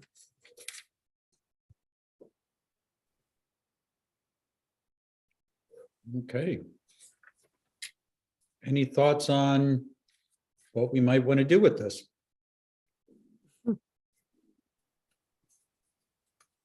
Make a motion to move to the consent agenda. And I'll second it. Okay, motion made by Counselor Maori and seconded by Counselor Labarge to send this item to the consent agenda. Any discussion on that motion? Hearing none. Laura, roll call, please. Counselor Perry, Yes. Counselor Elkins, Yes. Counselor Foster, Yes. Counselor Gore, Yes. Counselor Jarrett, Yes. Counselor Labarge, Yes. Counselor Maori, Yes. Counselor Moulton, Yes. and Counselor Nash. Yes. Okay. Item 23.228, in order to appropriate CPA funds for exterior structural rehabilitation of Smith Charities Building, will appear on our next consent agenda. Next up, item 23.229, in order to appropriate CPA funds for Rocky Hill Greenway multi-use trail. And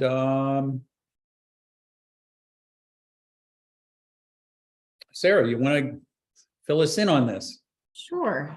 So partially using CPA funding, the city engaged a consultant several years ago to complete design to about the 25% level, as well as secure all necessary environmental permits. And these documents help to secure 3.6 million in federal funding for the actual trail construction. So CPA funds are now being requested to engage an engineering consultant to finalize and update the plans to include some state and federal design requirement changes that have been made since the initial designs were completed, and to review bids and oversee construction. So this is a relatively small investment of city funds that will be able to fully complete the trail to a ribbon cutting. And it only represents those costs that are not eligible under the federal funding for construction. Counselor Foster. Thanks for that. And I just wanted to make sure that I'm understanding exactly where this is. Is this where there's the small parking in the gate and the dirt path that goes past, it looks like the facility to control the gas pipeline, and then it connects off with the One Northampton Trail?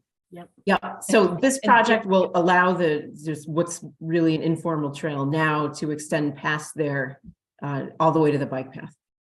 Yeah, that's a really important segment of path, because then from there is that little jog over to Ice Pond and to get back into those neighborhoods. So that's an exciting project. Wow. Okay. Any more further questions, counselors? I will entertain a motion. Yep, I'd like to make a motion to send this to the consent agenda. Second. Motion made by Counselor Labarge and seconded by Counselor Perry to have this item appear on the consent agenda at our next meeting. Any further discussion? Hearing none. Laura, roll call, please.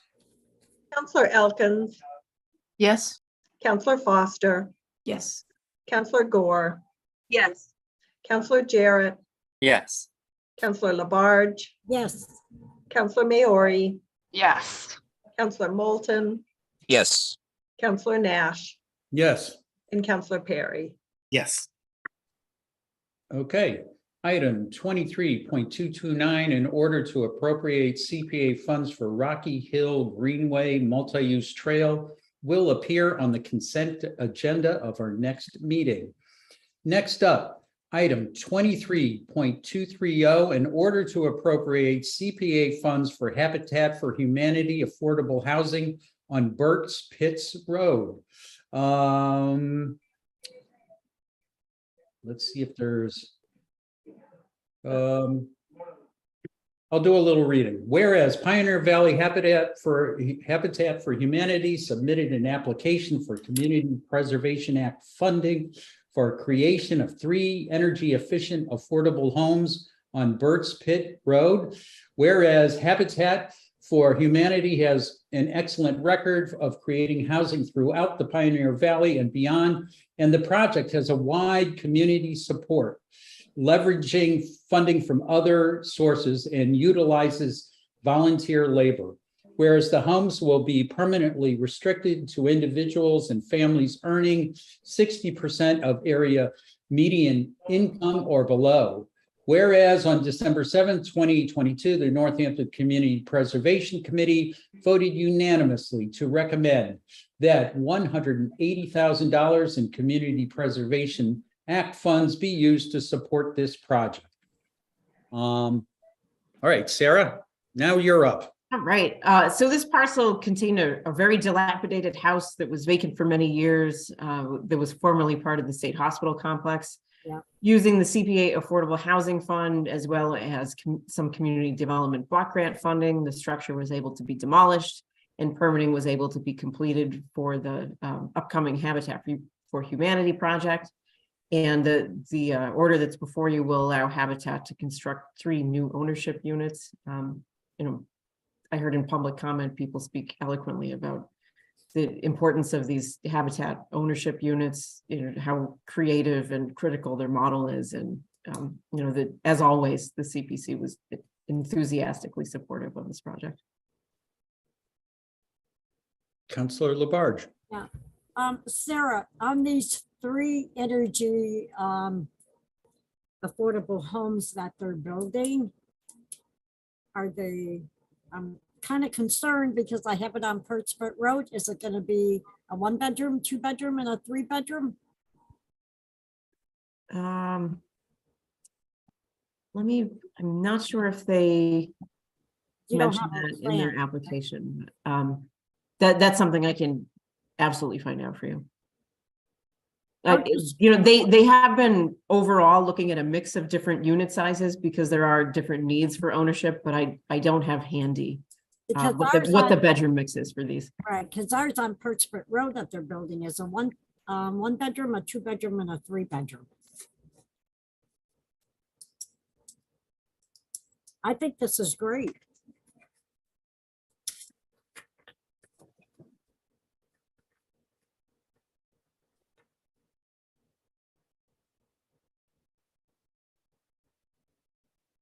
You're looking something up, Sarah? Yeah, I'm trying to get the bedroom mix. So the sizes are, they're pretty small, between 1,200 and 1,350 square feet. One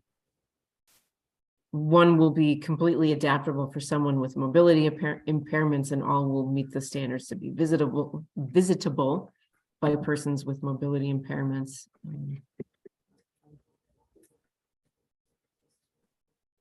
That's all right. I was just curious because we had meetings on Pertsford Road for the houses that were going to be placed in Ward 6. And they actually had and told us 1-bedroom, 2, and a 3. So and we saw the plans of what. These are intended to be each 3 bedrooms. Oh, good. Okay, thank you. Okay. Any other questions for Sarah? I'll entertain a motion. Yes, I'd like to move this to the consent agenda. Second. Motion made by Councillor Labarge, seconded by Councillor Foster to have this item appear on the consent agenda at our next meeting. Any further discussion? Hearing none. Laura, roll call, please. Councillor Foster. Yes. Councillor Gore. Yes. Councillor Jarrett. Yes. Councillor Labarge. Yes. Councillor Maori. Yes. Councillor Moulton. Yes. Councillor Nash. Yes. Councillor Perry. Yes. And Councillor Elkins. Yes. Okay, item 23.230, in order to appropriate CPA funds for Habitat for Humanity affordable housing on Burt's Pitts Road, will appear on the consent agenda at our next meeting. Next up, item 23.231, in order to appropriate CPA funds to acquire 229 acres in the Sawmill Hills. And Sarah, I'm gonna let you do this one. Right. So City Council approved the planned acquisition of this really amazing 229 acre section of the Sawmill Hills last year. The city has an option to purchase this property for $690,000. And the Office of Planning and Sustainability and Conservation Commission successfully applied for a state local acquisitions for natural diversity grant for $400,000 this fiscal year, and that's the maximum award. And this request is the local funding that will complete the funding picture and be able to finalize permanent protection. The surplus will be used for surveys and signage and required soft costs. And this area is really a sizable gap in the greenway, and public ownership will create a multitude of trail opportunities and protect some really critical habitat as well. Councilor Labarge. Yes, Sarah, who are we purchasing this property from? The Pomeroy family, Barbara Pomeroy. Barbara who? Pomeroy. Okay.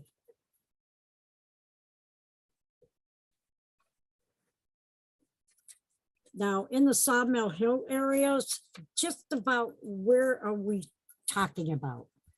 Off by Sylvester Road further down? So if people know where the Mineral Hills Winery is, the entrance to this property is directly across the street from there. Right across. And it extends, north to the G. Peter parcel and south to other protected land within the Sawmill Hills, right. and east almost all the way to Spring Street. So this is just a huge and critical. Beautiful. I believe it's the largest remaining privately owned piece of Northampton at this point. Aren't they cutting lumber over there already? They are. So they are doing a timber cut. We had ecologist Lori Sanders go out and give us some critical ecological components to look at. And she was really impressed with the quality of the timber cut and thought that it would really increase habitat for some rare birds and provide for some understory species. So it also decreased the overall purchase price of the property and lowered it to the point that really made it affordable for the city. The whole area is absolutely beautiful. It is. And now that some of those vistas have been cleared, there's some really amazing views as well. Yeah. Okay, thank you. I believe Councilor Jarrett and then Councilor Maori. Yeah, just want to say what an amazing resource the Sawmill Hills are. One of my favorite walks is to go walk from my place in Florence all the way to a friend's house on Sylvester Road through the hills. And it'll be great to have additional areas, with more carbon sequestration, wildlife, public access. Everything. It's quite a win. That's beautiful. Nice. Councilor Maori. Yeah, totally agree. I'm very thrilled about this purchase. And I just wanted to clarify, I believe former Director Fiden said this was going to be classified as recreational. Would it be stipulated recreational land, with and whatever that brings with it? I feel. So when the city takes ownership, it will be permanently protected, not able to be developed. And there are some existing trails on the property that aren't technically legal, so we'll be able to open those up to the public. Right.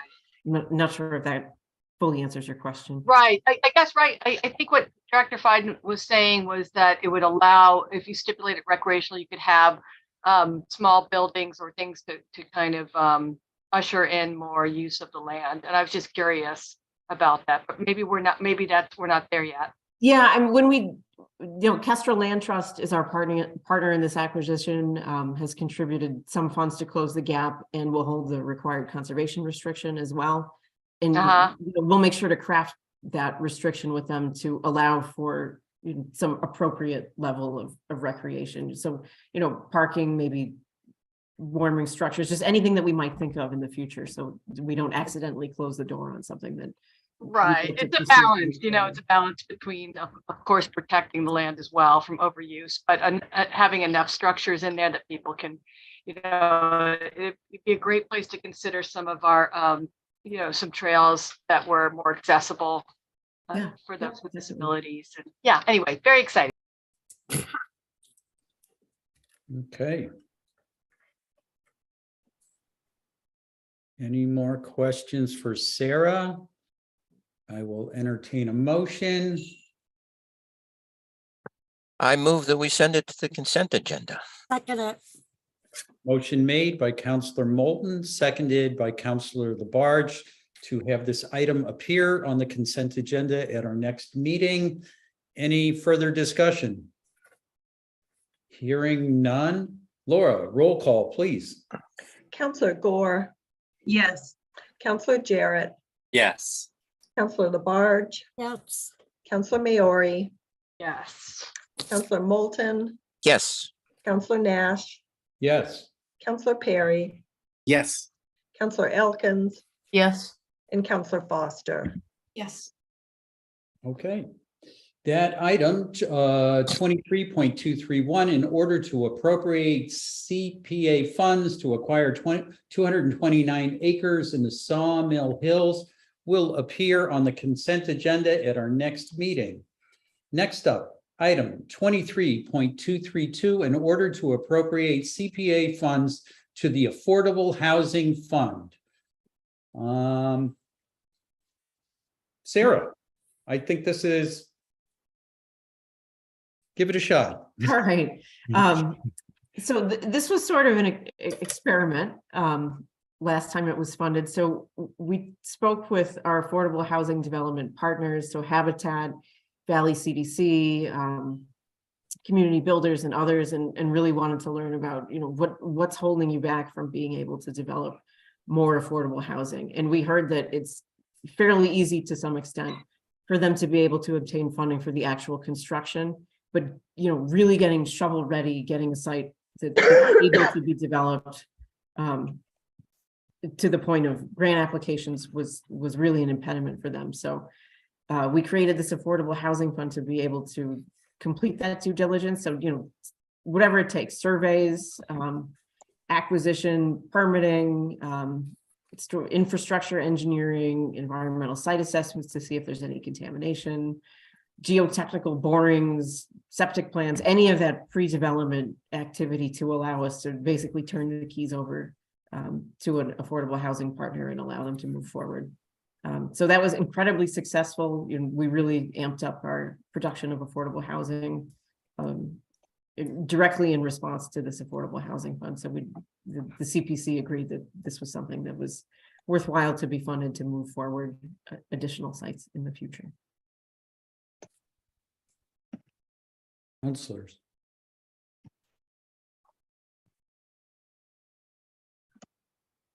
All right. Well, Sarah, I want to say I'm really excited about this, that this seed money project to get this stuff going has been so successful. I think that's really cool. And that I think we got a lot of bang for the buck out of this, that we're not talking huge amounts of money relative to the projects that we're talking, that we hope move forward. And so I think this is really cool that this is successful. Yes. And I'll entertain a motion. So moved. Second. Okay. Motion made by Counselor Elkins, seconded by Counselor Jarrett. And this motion is to send it to the consent agenda? Yes, sorry. I'll second that. And and Counselor Foster, your hand is raised. I was going to ask the same question you just asked. I just wanted to have for the record that it was going to the consent agenda. Yeah, it's good to know what our motion is doing. Okay. A little too pithy there, sorry. All right, any further discussion on this item? This is a vote to send it to the consent agenda. Laura, roll call, please. Counselor Jarrett, Yes. Counselor Labarge, Yes. Counselor Maori, Yes. Counselor Moulton, Yes. Counselor Nash, Yes. Counselor Perry, Yes. Counselor Elkins, Yes. Counselor Foster, Yes. and Counselor Gore. Yes. Okay.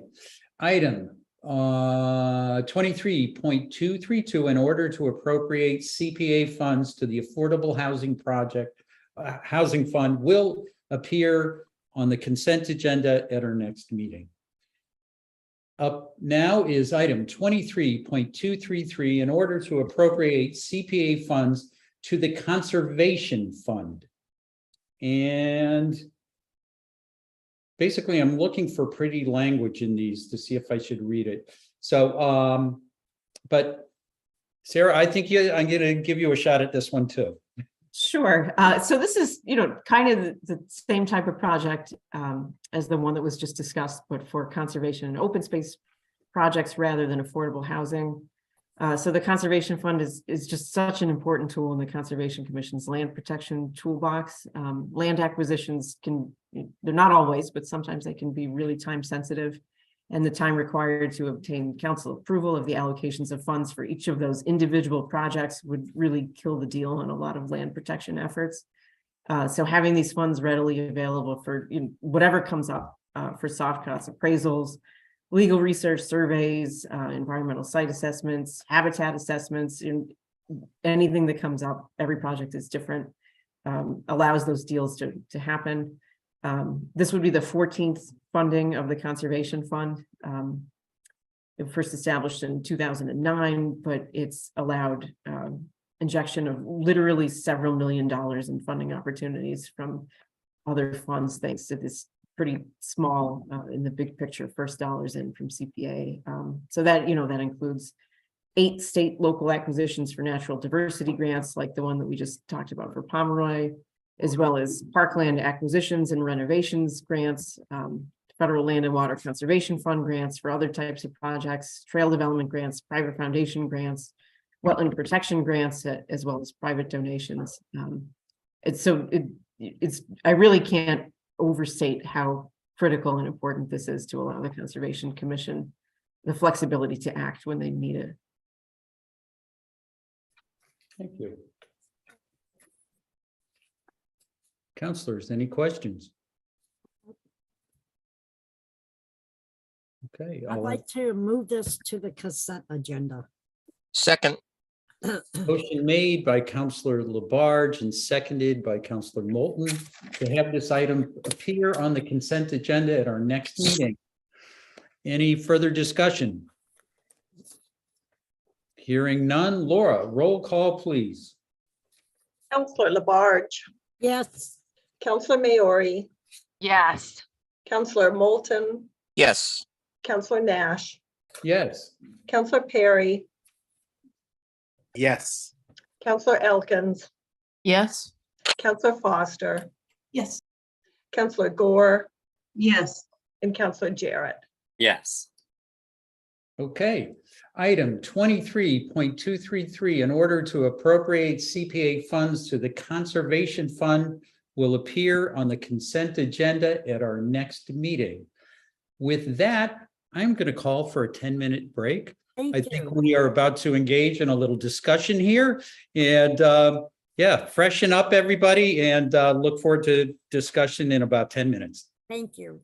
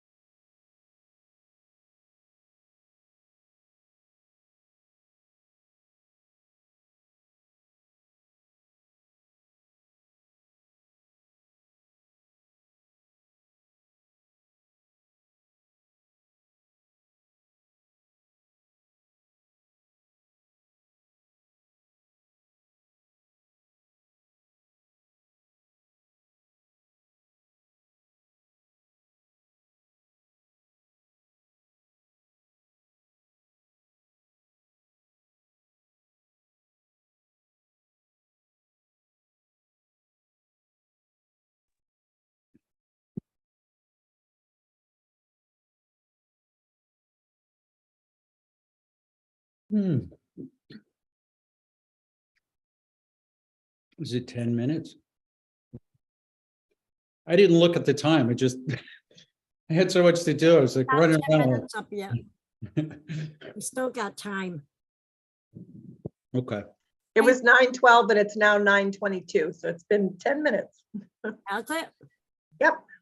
Oh, Well, I'm easy. I'll be looking at the agenda, figuring out what we're gonna do next here and stuff like that. Oh, Counselor Labarge. yes. Attorney Seawald has joined us, and he said that acreage behind the City Hall is 1.2 acres. Tell him I said thank you. Yeah, well, he's around here if you want to thank him. But Thank you. there he is. Okay. Hey, Jim, Yeah, that meeting was terrible. I'll tell you, I had 6 residents could not get in at all on that meeting. yeah, it was not a good platform. No. Usually they had the meeting ID and the passcode. This was altogether something different. My residents were not happy about that. They talked with me after. Well, we can talk more about that. Yep. Looks Okay. like Attorney Seawald is trying to get our Oh. attention. Oh, he's Oh, doing, I is may he need to- muted? Make him a co-host. Thank you, Laura. There he is. Let's see, Okay. there we go. He's a co-host now. Thank you. That was 0.12 acres, not 1.2 acres. Oh, 0.12, just over 1/10 of an acre. Did I say 1.2? Yeah, that would be an awfully small 1.2. I was gonna say, wait a minute. I'm sorry, I misread that. Okay. I think it's time to get started here. Next up is ordinances. We have item 22.201, an ordinance limiting the number of retail cannabis establishments in the city of Northampton. This is back here for approval, possible approval. This is referred to, it's been referred to legislative matters on 12/15. Legislative matters sent it back with a neutral recommendation on a split vote, with Counselor Elkins opposed and Counselors Nash, Jarrett, and Moulton in favor of the neutral recommendation. And so that's where we're at right now. I think, you know what, I'm going to read this into the record just to set the table here.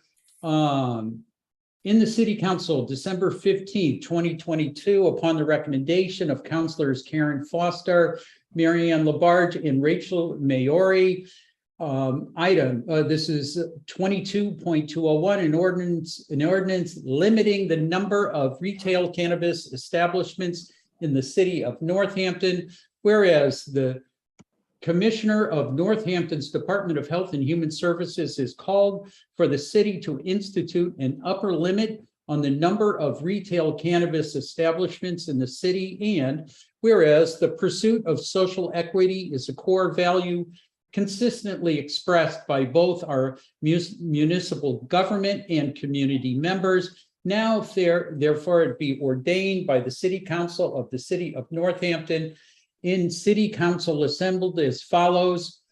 Add the following to the Code of Ordinances, section, I guess we don't know what section that is quite yet.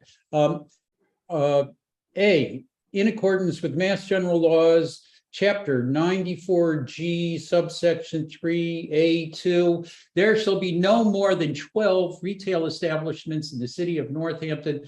The limit shall not apply to marijuana establishments other than those operated by a marijuana retailer, as that term is defined in Mass General Law, Chapter 94G, subsection 1. B, the following shall be exempt from the limitations set forth in this ordinance.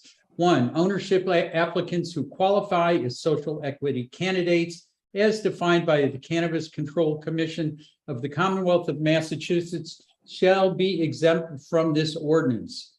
2, this ordinance shall not apply to a retail establishment or a proposed retail establishment for which a lease agreement for a Northampton property has been signed as of the effective date of this ordinance. Okay. That's what's on the table. Councilor Foster. Thanks, Council President. As one of the co-sponsors, I'd love to have a chance to kick off the discussion. And I wanted to start by thanking you all and the community and everybody who's invested so much time and thought into this discussion. This is what democracy looks like. I think this is more divided than of an issue than we've had in a while. It can be messy, but these kinds of really public discussions and grapplings are necessary. We're all balancing competing priorities. We're receiving input from a broad spectrum of the community, and I know we're all working hard in developing the frameworks that we need to make the best decisions that we can for our city. That being said, something I want to make sure doesn't go unaddressed. So I'm 44. I've been in positions of leadership and responsibility for an awful long time. I've been the executive director of an organization since I was 27 years old. And I want to touch on the subtle ways in which women are undermined professionally and academia and out in the community. And I don't think people recognize it. It's subtle. It's things for me at work, like people coming in and wanting to speak to the guy that runs the place. The exact language I hear regularly. Asking me a technical question, me answering or giving technical information that someone will accept after a male staff member has reaffirmed the information that I just shared. I think that most women could probably go on for days about experiences like that. And it's unintentional, but it's so baked in that it happens pretty constantly. And I'm seeing that dynamic play out in this debate. And I wanted to make sure that that does not go unaddressed, that we're looking at the substance of the issue instead. What we've had is eminently qualified women with expertise in public health and data and in research share their expertise and knowledge with the city council and with the community, the council. They've taken the time to draw parallels to other industries. They've broken down the trends that they're seeing, and they've shared the strengths and the limitations of the data they have. Most recently, there's been a lot of discussion about the data shared from Spiffy, but I want to make sure that we know that this conversation has been going on for months, and for months, I've seen expertise be undermined, questioned, challenged, and ignored. And that the people that I've seen speak up, and I'm still hearing it even tonight, well, we don't know. We don't know what the data says. It's not clear. I heard that in public comment. But our commissioner of the Department of Health and Human Services drew parallels to other industries and spoke strongly in favor of limiting the number of cannabis retailers in Northampton.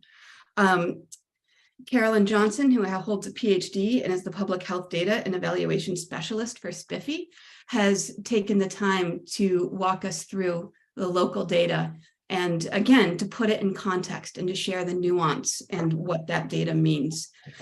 We've seen Heather Warner, who has a Master of Public Health, the coalition manager for Spiffy, speak in the community resources meeting. And Karen McLaughlin from the Northampton Prevention Coalition, she was the Northampton Prevention Coalition coordinator, also spoke up at our meetings to share their expertise and their knowledge with their council.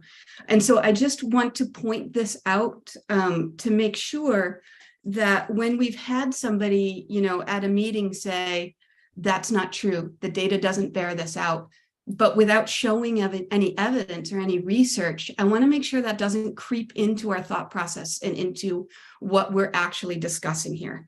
That being said, there are reasons, really valid reasons, that people will support or grapple with not supporting this ordinance, but that's not a matter of the quality of the data that we're looking at. I understand that there are economic arguments that people have shared against limiting the number of cannabis retail establishments. But again, as I mentioned before, we're looking at a bunch of competing priorities. Mine is the call from the public health specialists in our community and what they've said. I understand that there are strong economic arguments. I understand them. I'm not swayed by them. But I get where my colleagues are coming from, and I understand that we're all going to do the work we need to do to make the best decisions for our city that we can. And just the last thing that I've also been hearing that I want to make sure we address is there's a perception that youth can't access cannabis from the dispensaries because they can't walk into the dispensaries and get it. But that I just want to be really clear, because I've been a young person and I can't be the only one, and I know young people. So I'm going to out myself here. I think I'm old enough to say it. I drank alcohol before I was 21 years old, and I was not making my own moonshine. Okay. I had friends, older friends, who went to the liquor store and got it and shared it with those of us who were not 21.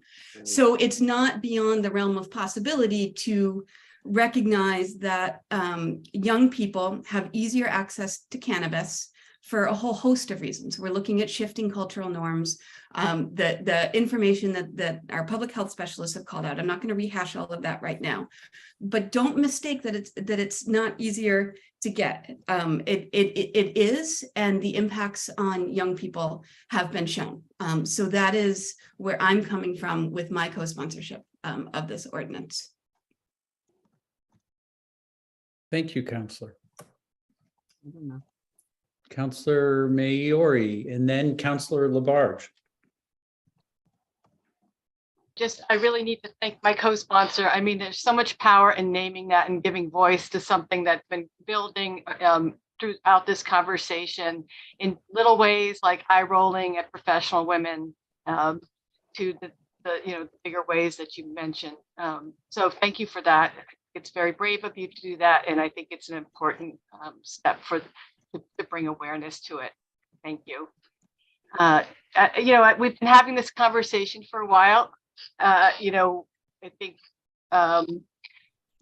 we've already established many of the reasons. I'm not going to rehash all of them, but I just want to touch upon and kind of recenter, why I'm a sponsor of this ordinance. As Councillor Foster has said, Northampton's health commissioner and our public health leaders have asked for a cap because of growing concern about the correlation between the number of cannabis retail establishments and youth cannabis use. And I grew up in the Nancy Reagan era, where we watched whole neighborhoods being decimated by the war on drugs. That was my first public health research paper and internship, was documenting and the decimation of the war on drugs, not only in the U.S., but I was documenting in Colombia and abroad. It was a terrible racist policy. I don't think any of us want to go back there, and I understand why people are triggered by that and hold that fear. I don't think any of us want to stigmatize, or I certainly don't stigmatize or demonize cannabis. I certainly think that alcohol and cigarettes play out in our society in much more profound and negative impacts. So let's just get that out there. That I feel that concern from people, and I hear it. I think it's actually, legalization is social progress, and I think this whole conversation is here because of progress. I think it's okay to have this now, to have the nuance and hold the nuances. So there are, of course, many benefits and promising treatments involving cannabis.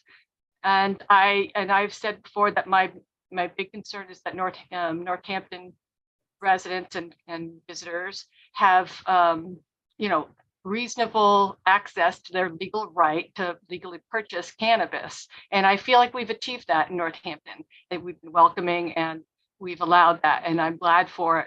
I'm glad for the businesses we've had, and I'm glad for that message. So I think we can hold the nuance that while there's benefits, we are seeing this statistically significant correlational data. And I want to say I don't understand why we would just disregard it, but I think Councillor Foster has spoken partly to why. And, I appreciate some of the points that got brought up in the Legislative Matters Subcommittee. I appreciate Councilor Nash, you wanting all cannabis to come through regulated channels. However, with the astronomical cost of entry into the cannabis industry, there is only so low cannabis retail prices are going to go. We've been, we're talking about a weed that can grow in your backyard, which folks have been doing for years and years and years. I'm afraid no amount of cannabis retail establishments will get rid of the unregulated market. And I'm very, disturbed by the notion that we need to keep opening more and more establishments or our youth will be exposed to crime. I also want to state that the unregulated market, there are criminal elements, and then there are, as I said, people growing, weed in their backyard. So I was very disturbed by that idea that was put forth, that we need to just keep opening these stores and hoping that everything will be regulated. At this point, that's not going to happen with the cost of entry. And so the same with kind of let the market decide, let the free market decide. I don't think there's much free with this market. It's an extremely elite market. There's nothing really natural about it. It's steeped in inequity. So I just think we shouldn't pass the buck here. As I said before, the market isn't an elected representative. Like restricting plastics, which we did last year, and other, subsidized housing. We step in with the market. We don't just feed our community to the market without thought. I hear the concerns about social equity candidates being able to sell their licenses. I guess I would say, is our current system, which is doing zero about social equity, better? At least resources have a better chance of passing through the hands of social equity business owners. As we've stated before, we have one social equity business owner in Northampton out of 12 businesses, soon to be 11, and 14 HDAs. So, I will name, we all know it, it's quite late in the game to be having this conversation, to be trying to come up with the ideal number of pot shops, or to be addressing social inequity in cannabis business ownership. But here we are. So let's just, I really beg to not let the perfect be the enemy of the good. So, the process of opening cannabis business is inordinately long, from start to finish. And so, I understand the idea of licenses being, concern about licenses being overinflated. There's also, it's hard to overvalue when they've been losing so much value each year. I did call a couple of other municipalities, and so many municipalities have caps. I didn't hear that concern. I talked to East Hampton as well. What they're saying is, the inflation and the social inequity has a lot to do with hyper-regulation and the way things are regulated at the state level. So I think I'm glad that the Cannabis Commission is kind of reviewing their laws and the rules, and I'm hoping that we can have some progress on that. So I think, I guess I get back to, why not have a reasonable cap? That's what we've been talking about. I don't really see how we can deny that there are legitimate concerns about the unintended consequences of the intense saturation of cannabis retail on our, on our young residents, and there are reasonable concerns about the glaring lack of social equity, one of our shining community values in the cannabis business establishments. So I also don't really see anywhere else that where these two issues are being addressed except in this ordinance.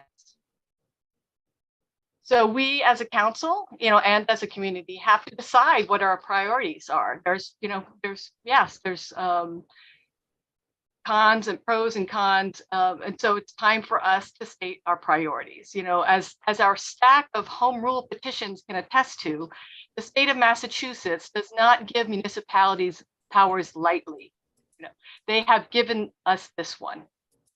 Most municipalities have taken them up on it. This is no overreach. This is showing up and taking responsibility for the direction of our community development. It is incumbent upon us to be in the driver's seat as we balance business interests, tax revenue, our local culture, our community social equity values and goals, and the health of our young people, our next generation. So it is in this spirit that we submit this ordinance to you. Thank you. Thank you. Councillor Labarge. Thank you, Counselor. Thank you. And I want to, first of all, I want to thank my sponsors, Vice President Karen Foster, Counselor of Ward 2, and Counselor Rachel Mayor, Counselor from Ward 7, with the three of us working tirelessly together to get the information we needed to have a good ordinance in place of why a cap needs to be placed in our city of Northampton. I also want to thank our city solicitor, Attorney Alan Seawald, for guiding us in making sure we have the correct language to place in our ordinance. A lot of research has been done. Believe me, between the three of us counselors, we have not just been sitting back. We've been reaching out.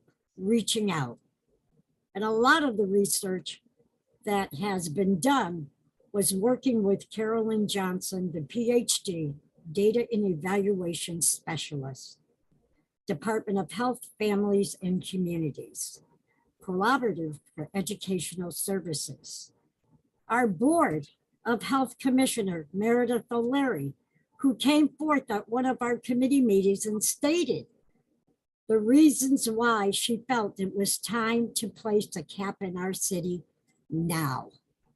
In 2018, she said it should have been done then too. But now she is saying to cap. I also want to thank the counselors and the residents in the city of the departments that have been helping us out. And there has been some discrepancies in information that was sent to us counselors. And I have to say, the email that received from an expert on the no vote on capping, I found his report not to have the research to back some of his questions. I find that Carolyn Johnson's research has been right to the point of the heavier use among teens. Northampton and countywide rates over time, 5 charts she presented to all of us counselors with excellent information. We had many opportunities to talk to her, and she explained with great knowledge of understanding the 5 charts. Carolyn Johnson again sent us recently another breakdown, 2 more charts, breakdown of teens who reporting using cannabis in the past 30 days of both charts. I talked with her 2 times and she fully went through the percentages with me. I asked anti-cappers how they understand the difference between the Northampton adolescent marijuana use rates and the national rates. That I have not heard. It appears that the effort to block the ordinance, which some people are also talking to you about and how they feel, is not just an argument for letting the free market take care of things. And I agree with that. It looks more like interested parties just want to protect their ability to amass wealth through the legalization of cannabis and by saturating Northampton with shops on every corner or where it's zoned. And many people have been saying that. I have heard from many people who live in this city about the amount of shops happening in our city for the past 1.5 years or so. Too many shops. Something needs to be done, counselor. We need a cap. They're not happy. Believe me, counselors in this city are not happy. Some have even approached me lately, if it didn't pass, whatever, that they would look at placing it on the ballot. Slowly, the growth of the marijuana shops is in service to so many people in our city. As city councilors, we are not anti-business. We have a job, and we have heard from so many people to place a cap. And that's important to me. When somebody talks to me and tells me of how they feel and what is happening with our community, I take that very, very serious. And I know our mayor does too. An alternative for our mayor or any mayor would be to protect the diversity of types of businesses and industries in our small city.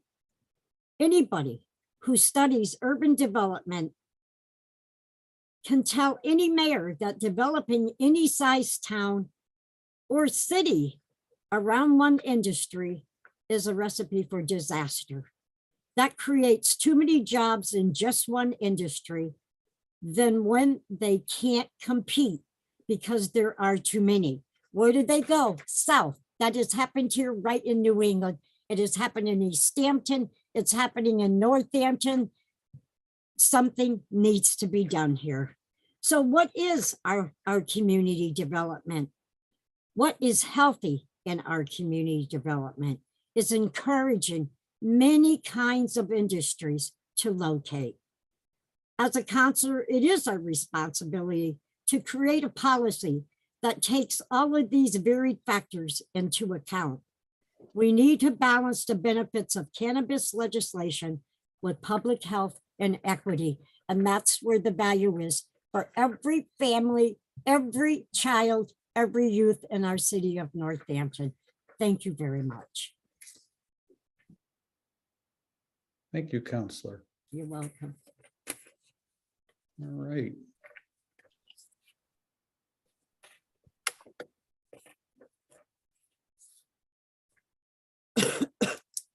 Counselor Jarrett.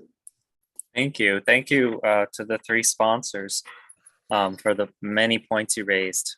Really appreciate that and your courage. I just have first a couple of technical or legal questions. I wonder if Attorney Seawald might be able to address. So a host community agreement, is there a time limit? Like how long do they last if no store is opened? Generally, they're 5-year agreements, so by statute. And so the HCAs that I draft commence when the operation commences. So 5 years from the operation commences. And, you know, as you probably know, many of the HCAs that were out there for many years before the license issued and the dispensary opened. So it does take a while, but that's the way I've written them. Okay, so for the ones that we have signed agreements, but no store has opened, there is essentially no time limit. They won't expire. They won't expire, and they can't expire because they need an ACA to operate. So, an ACA? HCA. Oh, they need an HCA. ACA to operate. So, and they last for 5 years, and then we have to renegotiate. And so the host community fees, if they're collected, are 5-year fees. And the host community agreements are only to a particular location? Yes, So, to a particular operator and a particular location. Okay, so they do have to continue to maintain a lease agreement or some with that particular property, so that there is an incentive to. I'm just thinking, you know, how much are we legacying or grandfathering? I think legacying is the existing one. So that, thank you for that. And if I may also just add that the license process is specific to a location, because, you know, the CCC does quite a bit of, you know, investigation and vetting of the location for security purposes and things like that. Okay, great. And then let's see. So we in the stipulation of let's see. So it's B2 in the ordinance. The ordinance shall not apply to a retail establishment or proposed retail establishment for which a lease agreement for a Northampton property has been signed. All that's required my interpretation of that is all that's required to maintain that exception is to have a lease, and for that lease to still that agreement to be signed. There's no time limit in that case between. No, there's not. Right. Okay. Not the way it's written now, correct. Right. So I'll just throw out there now, and we can discuss this later as a possible amendment, but to add something like, and a host community agreement is signed within 1 year of the effective date of this ordinance. Something like that would put a time limit on that. Well, we can talk. I'm not proposing that ordinance or that amendment right now. So, but I just wanted to talk that out. And then my last question is kind of, can you give us your best interpretation, knowing the uncertainties of cannabis law at this point, of B1, the owner applicants who qualify as social equity candidates? Can you just speak to that as the language is currently written? I don't have it in front of me, but are you asking about generally about how the social equity process functions, or right. So social equity applicants are applicants who have been involved with the illegal. Have been victimized by the illegality of cannabis over the years. And there are other programs for women and minorities. But these are programs at the CCC. So what that means is the CCC will offer technical assistance and expedited review of the application, but there's no social equity license. It is a license like any other license that's issued for a dispensary, and it has all of this, the attributes of a general license. It's just the process at CCC that is affected by the status as social equity. Right. So I guess what I'm trying to get at is, how will this particular line in the ordinance affect a social equity affect a license that no longer belongs to a social equity candidate because they have sold it? There's no restriction on them selling it, but then they would not be an owner applicant who would qualify as a social equity candidate at that point. But there's no social equity candidates in the city. The social equity applicants are at the CCC, and you've granted an HCA, and the CCC has granted a license. It's in perpetuity. Okay, so that is. I mean, it needs to be renewed every year, but it's a license. It's a licensed premises. We have an HCA. They've changed their position. We can't undo the HCA. It's a contract, and so. Once the social equity applicant at CCC is issued a license and opens in Northampton, they're like any other dispensary. Okay, thank you for those clarifications.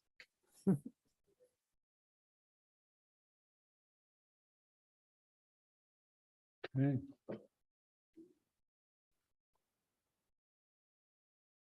Counselor Foster. Yeah, I don't need to do this now.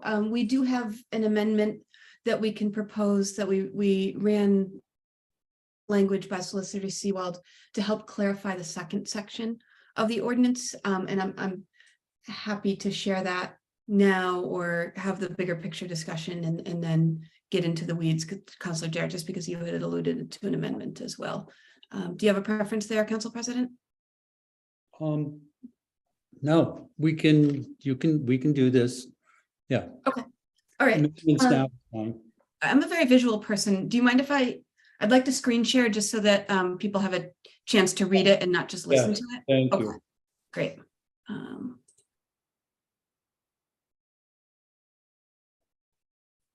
Okay. Can you see that okay? All right, it's funny for me. All right.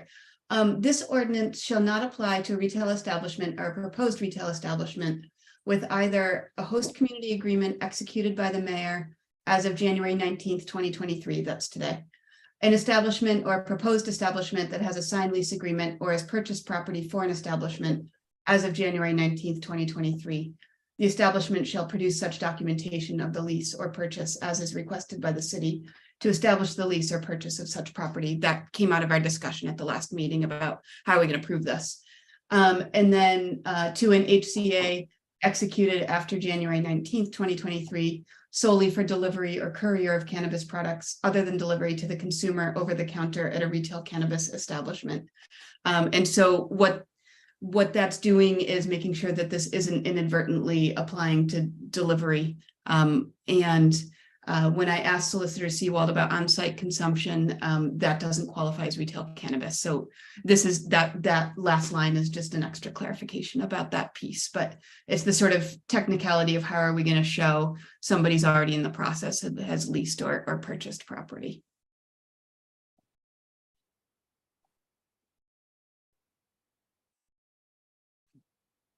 So Counselor, to be clear, so you're proposing to change out what's in the ordinance right now for, I guess, for B? Yes. And Yeah, in- to clarify that it was not as clear about the exemption for people already through the process. Right.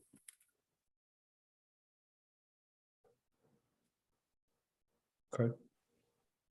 Oh, I'm sorry, with the screen like this, I see Counselor Jarrett and Counselor Elkins. Let's do Counselor Elkins first. So first of all, thank you, Councilor Foster. I know I was the one who specifically had the questions about the lease provision. I have to say, I guess I'm still wondering that the way it's written, it looks to me that if somebody has a signed lease of any kind of property, let's say whoever owns Strata or whoever is running Strata or whoever is running any other establishment, would that qualify? I'm having a hard time seeing how that would not be grandfathered in. If a proprietor of one kind of business holds the lease and has an existing lease as of today, how would it seems to me that if tomorrow they decided to even though they didn't have an HCA established and they weren't an equity candidate, they show that they had a lease signed as of today. It doesn't seem to exclude that there is a sort of specific business plan in place that this is that this be a cannabis industry, a business. And I'll be candid and to say that I'm really concerned that we have a number of vacant storefronts, as many people have pointed out, controlled by a limited number of landlords, and we don't know who they're collecting rent from. And I do actually think that there is some I'm just saying there is an opening there for somebody who owns a coffee shop to decide I want to go into cannabis and I'm going to use my existing lease to do it. So in general, I'm concerned that we have a limited amount of information about who this provision is going to benefit, and that it has come, frankly, at the request of a very, limited sort of commercial interest. And I'm not at all. Frankly, I would just omit that. I think there's an external licensing, process that we can rely on. An attorney Seawald said that it would be simpler, and it seems very clean to me. I just and I kind of raised the prospect at the last at the legislative matters meeting of the possibility somebody might be dishonest or whatever, but you wouldn't have to be dishonest to take your coffee shop and change it to a cannabis dispensary if you were willing to go through all those hoops, and now we have this signed lease provision. So all things being equal, notwithstanding other positions I've stated, if this were to go, if this is to pass, I would suggest eliminating the lease provision entirely.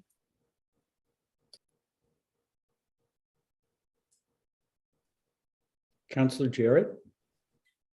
Yes, I had similar concerns, and would suggest it would be much cleaner to simply have it as a HCA. But I also didn't understand, I guess, provision 2.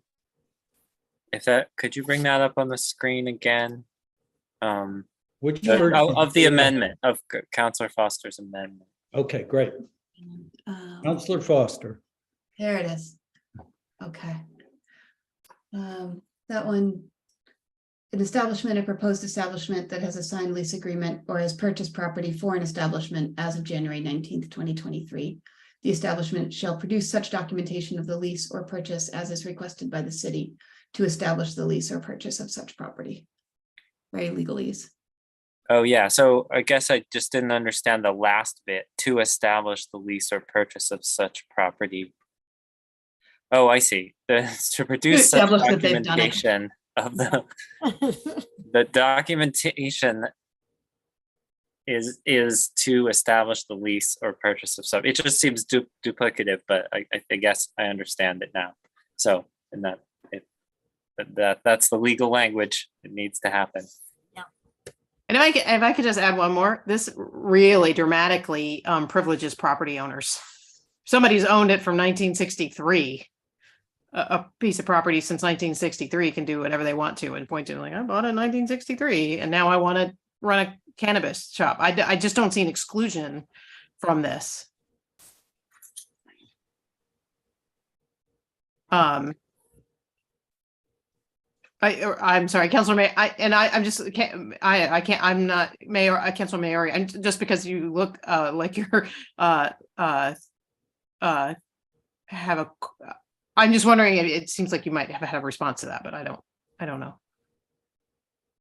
Well, if somebody wants to raise their hand. Oh, yeah. Councilor Miori. Yeah, no, I was just thinking about what you're saying, Councilor Elkins. Yeah, I mean, so the spirit of this was we just really want to, we appreciate the businesses that have opened in Northampton. We really wanted to honor those processes. We didn't want this to be unduly punitive to any kind of processes that were, at play. That said, from my little research, I don't think we're talking about a lot of a lot of businesses that are, I found one that possibly would qualify. So I as a sponsor, my co-sponsors have to stay, but I'm certainly open to other other avenues. But Right. yeah, the spirit of it was really just wanting to make sure that we honor any businesses that play because of the huge investment. Yeah, so I'm sorry, I didn't mean to put you on the spot. I just no, that's okay. I was unclear. Sorry. I think I think it's the time of night that my eyes cross, so I probably look a little, something. But no, I think I was just really thinking about what you said. I think that's, I really want to keep to the spirit of why we put that in there, and I'm sure my co-sponsors are, are open to other avenues for the UMA. Councilor Moulton. Thank you. Could we get that amendment or possible amendment back on the screen, Councilor Foster?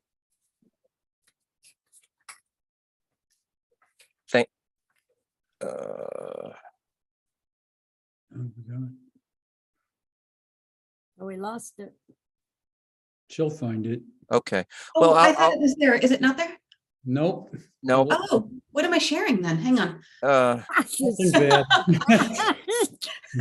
Some Maybe photos of yourself. some folder. But anyway, I can speak to. Okay, thank you. Yeah. Now that we have potentially introduced an executed HCA as a reason for an exemption, I, like Councilors Elkins and Jarrett, also feel that is much cleaner in terms of intent. It speaks to the intent to open a cannabis business, retail shop. Whereas the other exemption for property holders or leaseholders is an exemption that you can drive a huge truck through. It really gives anyone who owns property or leases as of today the ability then to decide at some undetermined point that they want to open a retail cannabis shop. So I would prefer to go with the HCA exemption. And then I don't think that I think point 3, bullet 3 there is actually a second or a separate section of the exemptions. It would be, I believe, number 3. This would not apply to any HCA executed after today solely for delivery or courier. Right. That's my preference.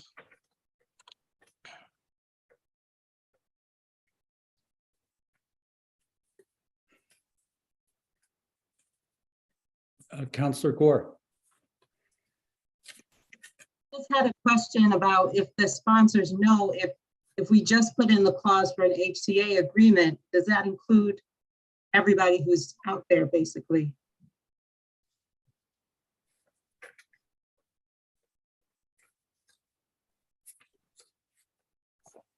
Councillor Foster.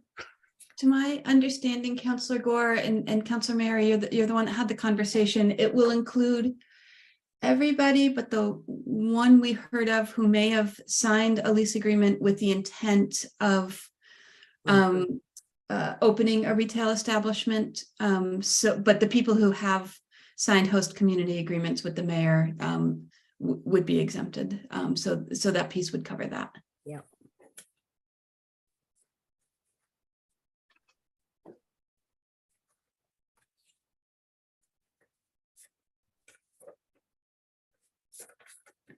Councillor Elkins.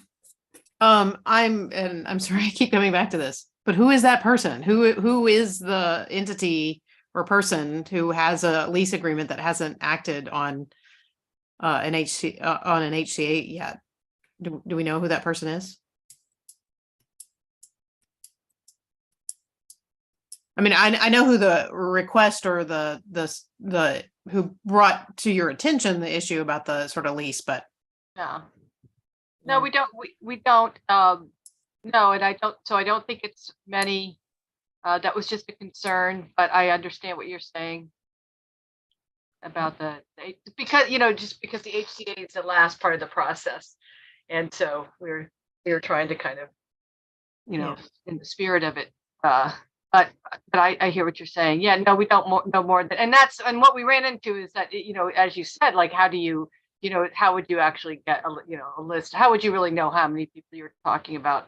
And so, we wanted to leave that, put them in for that possibility as well. But yes, I think maybe Solicitor Seawald had something. yeah, I saw. Yeah, Attorney Seawald. Go ahead, Alan. I just want to be clear that an HCA is very early in the process, is not the late or the last thing in the process. You need an HCA in order to apply for a license. It's part of the application process. So that's very early in the process. Well, in the process, but not the time period. I mean, the Euphorium had been there. They've been working on it for 3 years. I mean, that was my impression, that there could have been at least some amount of investment on some level for a couple of years before we got there. That's what I meant by the process. Right. Councillor Jarrett.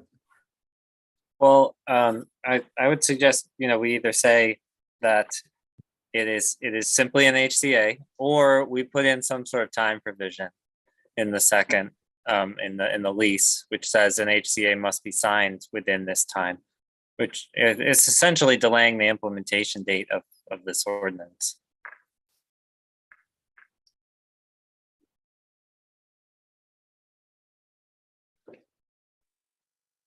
Well, I'll just weigh in here around HCA's. I think that is the point where somebody makes their intentions known to the city as to whether or not they're interested in starting a cannabis business here. I equate it kind of like with somebody pulling a permit.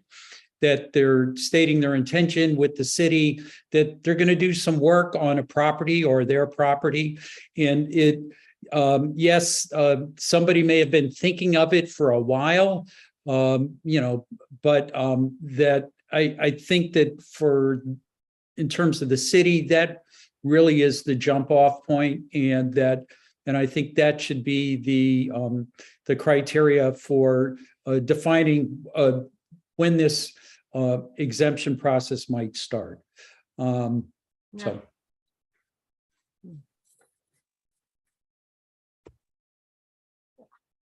Councilor Maori. Yeah, I just want to say, I don't want to speak for my co-sponsors, and I would really respect whatever they feel, but I'm personally fine with that.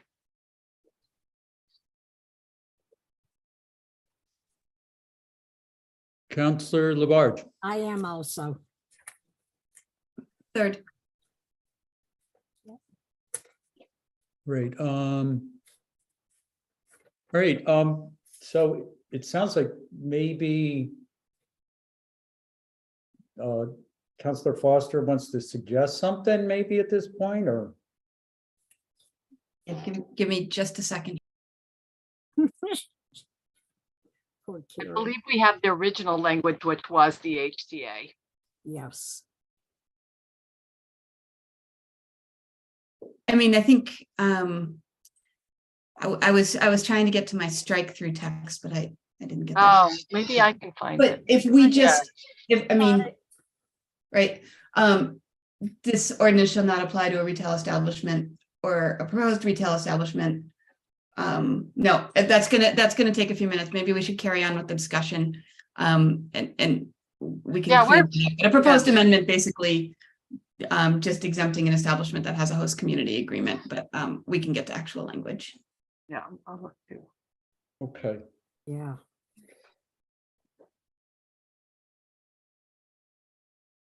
All right. So, Councilor Labarge. yeah. So what I'm reading on there, I don't have it on my paper on that amendment for some reason, along with 50 to 60 other papers I have here. Karen, could you please put that back up on that concern right there on that paragraph about the host community agreement? I guess signed, is it signed by the mayor? Oh, I'll work on that, but it would say, yes, a host community agreement signed by the mayor. This is changed already. But yeah, that was Solicitor Seawald recommended that language of the host community agreement signed by the mayor. That's what I thought.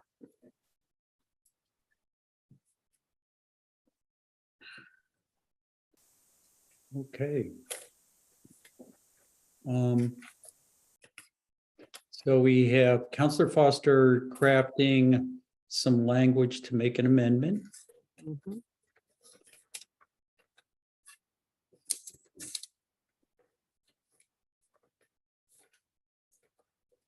So I think at this point I want to make some remarks.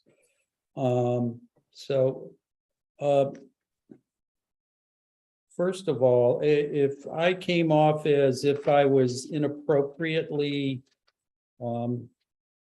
doing anything to anybody, I want to apologize for that. And people want to speak to me, anytime, I'm open to hearing about that. I'm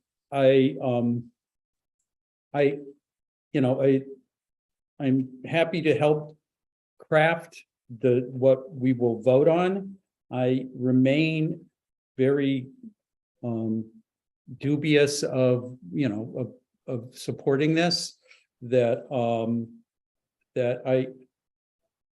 I think part of what has us so fraught right now is that the nature of the tool that we're trying to work with here, and it's called the cap, and with it comes all of these feelings and aspirations, and that it's a really imperfect tool for us to be able to address the concerns that folks are talking about. and that I believe that everybody who's participating in these meetings is super concerned about kids, and youth. I have no doubt about that. I also know that everybody's concerned about our business community and whether or not, how's it going? There are some empty shops, and having people to fill those shops is good. I think that there is, there rightfully should be some concerns about, what adults are doing in our community and what they legally can do, and how their behavior affects kids. I will say this. I shared information. I shared a chart with folks the other day, outlining data that reflects, the data that is at what has been collected for NHS, and that I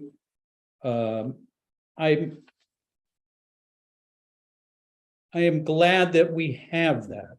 I've felt that that we've been talking about data of what's going on in the hill towns or other communities, and the fact of the matter is, we have data right here. We are part of the experiment that's going on. And when we embarked on this a few years ago, there wasn't a lot of other stuff to look to, and that still remains true. And that I know we've seen a lot of especially in the last few days, lots of academic papers and research that's been sent our way, and I'm like, oh my gosh, I got to read this too. And the fact of the matter is, all of those things, California, wherever it is, it's not us. It's we. And the fact of the matter is that when I look at our data, and I agree with Carolyn's assessment that 17% is on the low side and probably reflects the fact that it's been harder to collect data. But I also think even if you start to build in what is how to correct that, what I see level numbers, and we have 12 dispensaries, and those numbers maintain their level. The other thing is I have a really difficult time with this notion that if kids know what their parents are doing, what their perception of cannabis is, that if they have something positive or they use or something like that, somehow that's a bad thing for the kids. And as a parent who's gone through that process of raising teenagers, part of what happens, what you can see is the data. 8th graders have that, it's down here, like, oh, they don't know a lot about their parents. 10th graders, they know a little more. 12th graders, yeah, they know a lot more about their parents, because that reflects the discussions that are going on at home. That people are actually, that the discussions that the Prevention Coalition is asking our kids to do and our families to do is happening. That youth, they are not persuaded by they really desire reality and truth, and then you have their ear. If you're trying to say don't do it, it's bad, and I'm not saying anybody's saying that, but what I'm saying, that will turn a youth off. But if you're able to engage on them, but hey, before you go out to the prom tonight, I want to tell you, I want you to be safe, and I want you to have a good time. And I also want you to think about these things. Don't get in a car, with somebody who's using. And the thing is, when your kids go out there, the leash gets longer and longer. It's that, for me, I remember it started happening around, 9, 10, 11 till there's those times where they're just like going out, you hope they're telling you the truth about what's happening. And what keeps that connection going is having honest discussions. When I look at the data, I see our parents, I see our community, I see our prevention specialists all doing their job. I'm really, I know there's lots of concerns about kids and addiction. And I'm thinking that having a cap to solve it, I don't think it's going to do it. And, but I'm on board with looking at other things. I'm on board with looking at signage. I'm on board with, trying to advocate with the CCC about, the way they present. I think we're up against some big obstacles there. CCC's not really super open to communicating with us. But I just want to say that I think the intentions here are not to, I think we all like kids. We all care about our community. I just don't think this is the way to do it.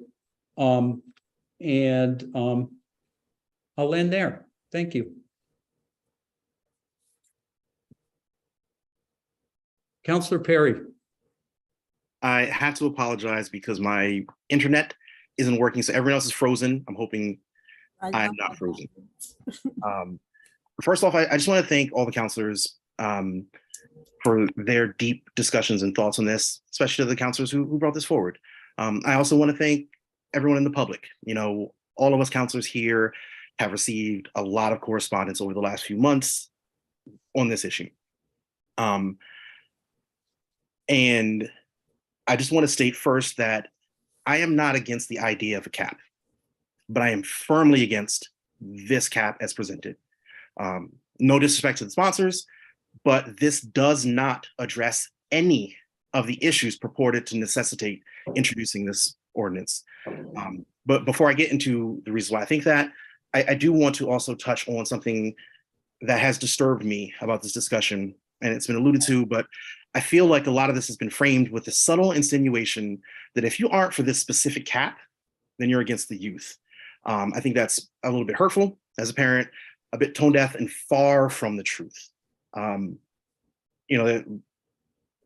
We, again, as Councilor Nash said, we're all concerned about our youth here and the community here.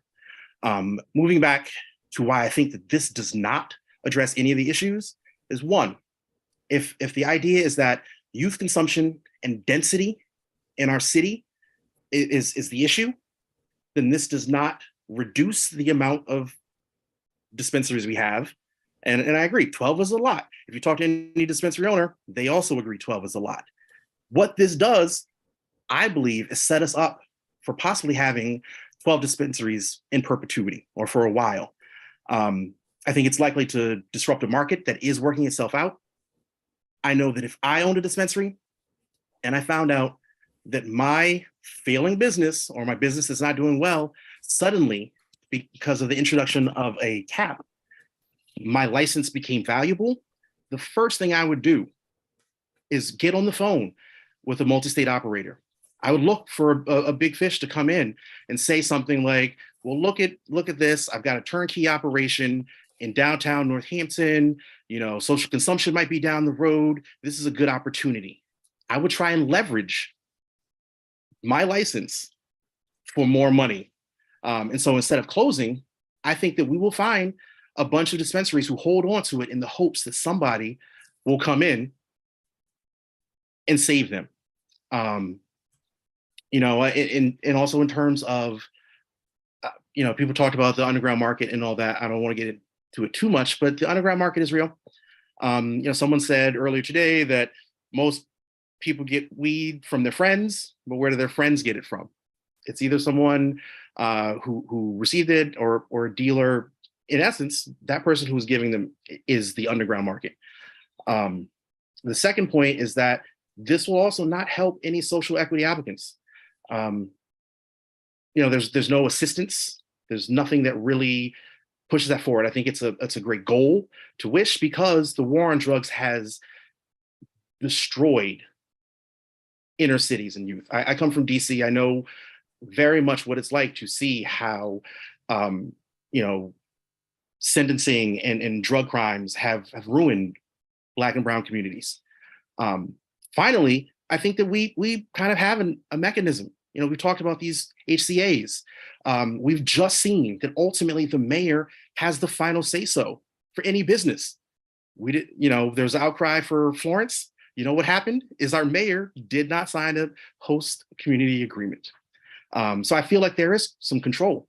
That for me, this feels like a message. It's a message to show that we do care about the youth, which is a great message to say. But I do not think writing this ordinance is the way. A resolution, sure. But it really, I can't see what this ordinance in its current form accomplishes. With that being said, I also have to say that some of this discussion here is a little disheartening. There's a lot of talk about Northampton being a weed capital and all these things. I see us kind of stepping into a mistake we made before with our liquor licenses. As someone who has spent most of my adult life in the entertainment and service industries, I've struggled against a system where one person in our community owns the majority of liquor licenses because they could afford it. It really boxed out other businesses. I've watched over the years as slowly all of our independent venues have been squeezed out because, in part, it's very difficult to get a liquor license. That I don't want to see us repeat these mistakes.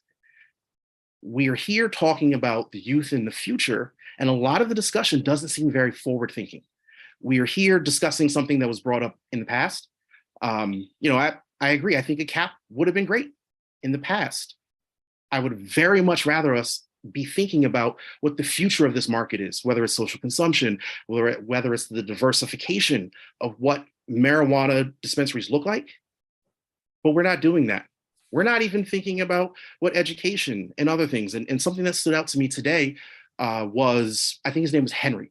He's the only person who spoke who was under the age of 21. And he talked about a lot of the lack of trust in that the youth community has with the prevention community. And I think that education, no nonsense education, I think is what he said. Access to addiction counseling, access to fentanyl strips, things like that. Like, looking to provide real harm reduction is where we should be going. And this does not do that. I would hope that that's what we're really thinking about if we're concerned about the youth. I think that Northampton is known as a progressive town.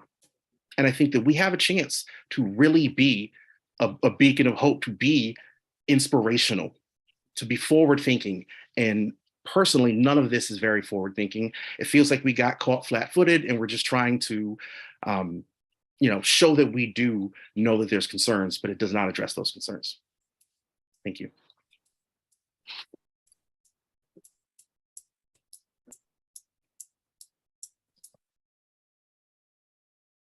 Councilor Maori. Yeah, I was just going to say, I found Henry very compelling as well. And I don't think Henry knew that we had the social equity part of our ordinance because he brought that up as well. Basically, I just want to say, I don't think it's either or. I think, we can't legislate education, but I'm sure all of these, I'm very confident this council would support anything put in front of us, that the mayor wants to bring to fund an educational initiative. So I really don't think it's either or. This is just one part of the puzzle.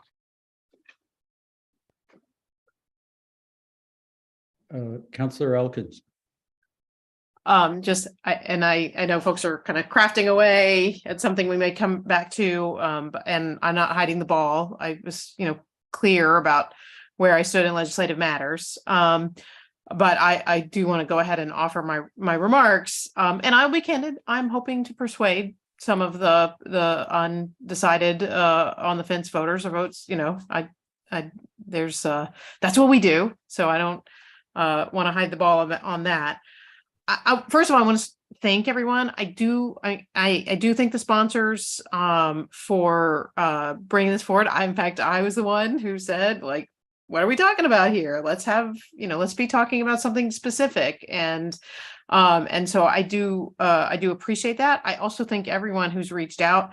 I have found this discussion both in committee meetings and in the meetings that and then at least in the committee meetings, our council committee meetings, and the emails and correspondence I've received to be thoughtful and civil. And this is very important in good faith, that everybody is starting from the assumption that we want what's best for our city and for our children. And I do also want to say to everybody out there who has emailed me and sent me anything, I've read everything. I've read all the reports. I know some people might be frustrated with me that I don't always get back to people. I want you to know I do read everything, and I do take everything into consideration. And my mother also would like me to call her more, is what I would say to that. But please do know, I do appreciate all of that and do take it into consideration. So I appreciate everybody's worked on this issue and brought information to our attention. And one thing is very true is that I have been, even before this was raised and certainly since the euphorium and then now this legislation, consistently hearing concern about the number of dispensaries in Northampton. And the concerns are voiced in a number of ways. It's a wide range of concerns. Some people are, I would say everybody's concerned about the public health aspect and the effect on the kids, especially kids. Some folks are concerned about the town, the culture, the image, what it says about how we look like. Some people are concerned about the business aspect, about the vacant storefronts. All of these things are valid. I will say some I share.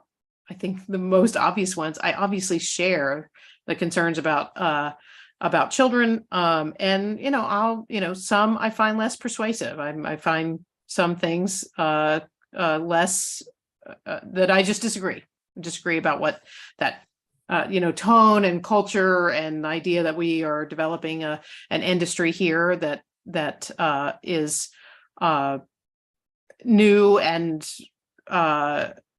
different, and some people might find acceptable. Honestly, I've never set foot in a dispensary. Just not my thing, but I am, I'll be candid with you. I don't find that particularly persuasive, but I am concerned obviously about the public health aspect and about the overall business economic effect on our city. I want to start out by saying I'm very much in favor of regulation of the cannabis industry. Most especially, many of these things have been said at the state level, but most especially product testing, purity, dosage, all those things. I'm also very in favor of regulation at the retail level to make sure that sites are safe and that underage folks don't have access. I also, to the extent it's been afforded to the powers of municipality, I'm very much would support, and frankly I hope, because one thing I have heard that I do see some connection and causation with is I would hope to work with my colleagues in the future about advertising and marketing. I'll say when everybody in the city got mailers from the East Hampton establishment, Fire Ants, I think with coupons, I was appalled. Like, that shouldn't happen. I'm not entirely sure that was legal in the first place when they did that, but there's stuff to work on. And when we talk about sending a message to young people, like advertising and marketing is literally a message. And that is something that seems sort of concrete and that I want to work on. But I would ask, I also want to comment on Councillor Foster's comments about the data and the way some of it's been received by Not anybody here that I've seen tonight, but we've been in other contexts where the way that that's been questioned and so forth, I've taken some issue with. But I guess I would ask, because what I keep hearing over and over again is density is correlating to higher use. And so is the goal to either is our goal to have, so if so many people are saying that what we have is too much, is our goal to reduce, is our goal to keep it the status quo? And the reason, I just want to kind of put a pin in that question of like, what is our goal here? What are we trying to accomplish here? And if the goal is fewer, I would suggest the case has not been made that this legislation is going to achieve that. In more likelihood, I'm really concerned that what we're going to do is freeze the market as it is. I want to address one thing, which is something that's come up a few times, which is the question of the secondary market for license. In the cases of liquor licenses, we have a situation where I think we would have more establishments serving liquor and alcohol, and it's suppressed the number of restaurants that might have opened up otherwise. I'm really afraid, and as somebody else has pointed, as I think one of our commenters pointed out, a lot of this is speculation. I'm not an economist, but I'm really concerned that a cap at this point is going to freeze the market and actually have the effect of keeping us that we'll have 12 and we'll always have 12. And that's what we're going to have. And we're also definitely, when we put a cap on, going to have a secondary market. Now I know, and I know it has been expressed that at least one counselor has expressed that he doesn't that there's not an anticipation the secondary market would be big. It's not a matter of if the secondary market is big or little or 1 or 2. It is the fact that a secondary market is negative if it exists. It perverts the market in ways that we don't know. I think there's a real likelihood that it's going to pervert the market in the sense that we're going to have 12 and we're going to continue to have 12. And that it's going to inhibit the natural contraction that we already see happening.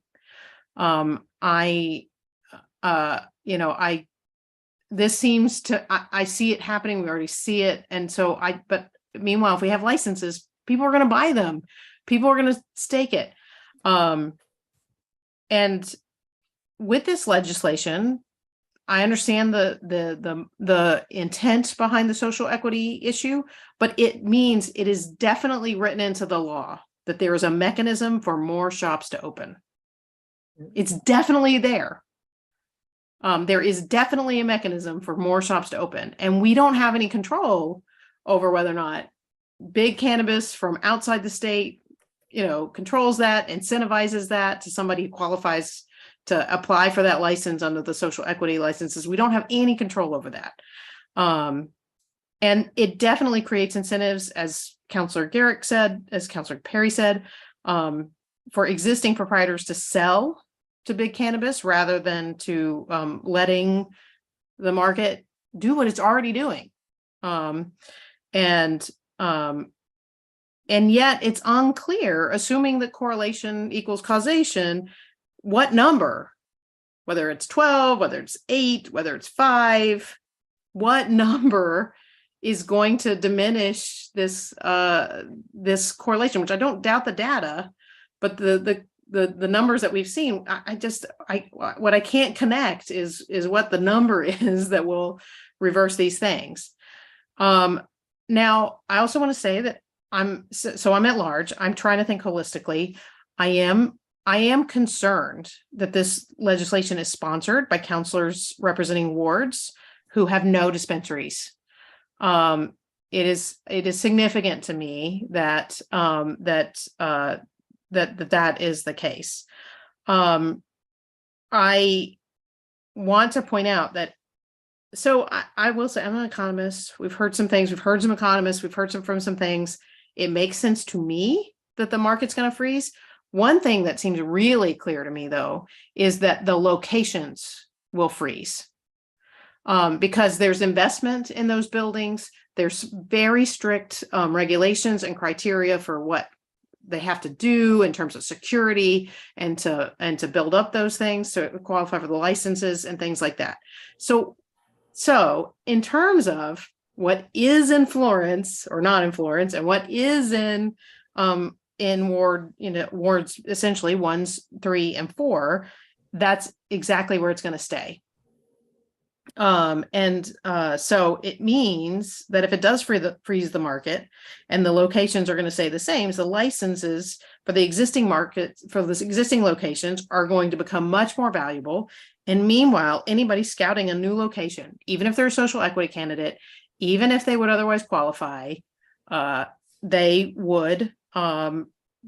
essentially going to be priced out. It'd be astronomical. They cannot possibly enter the market in a new location. So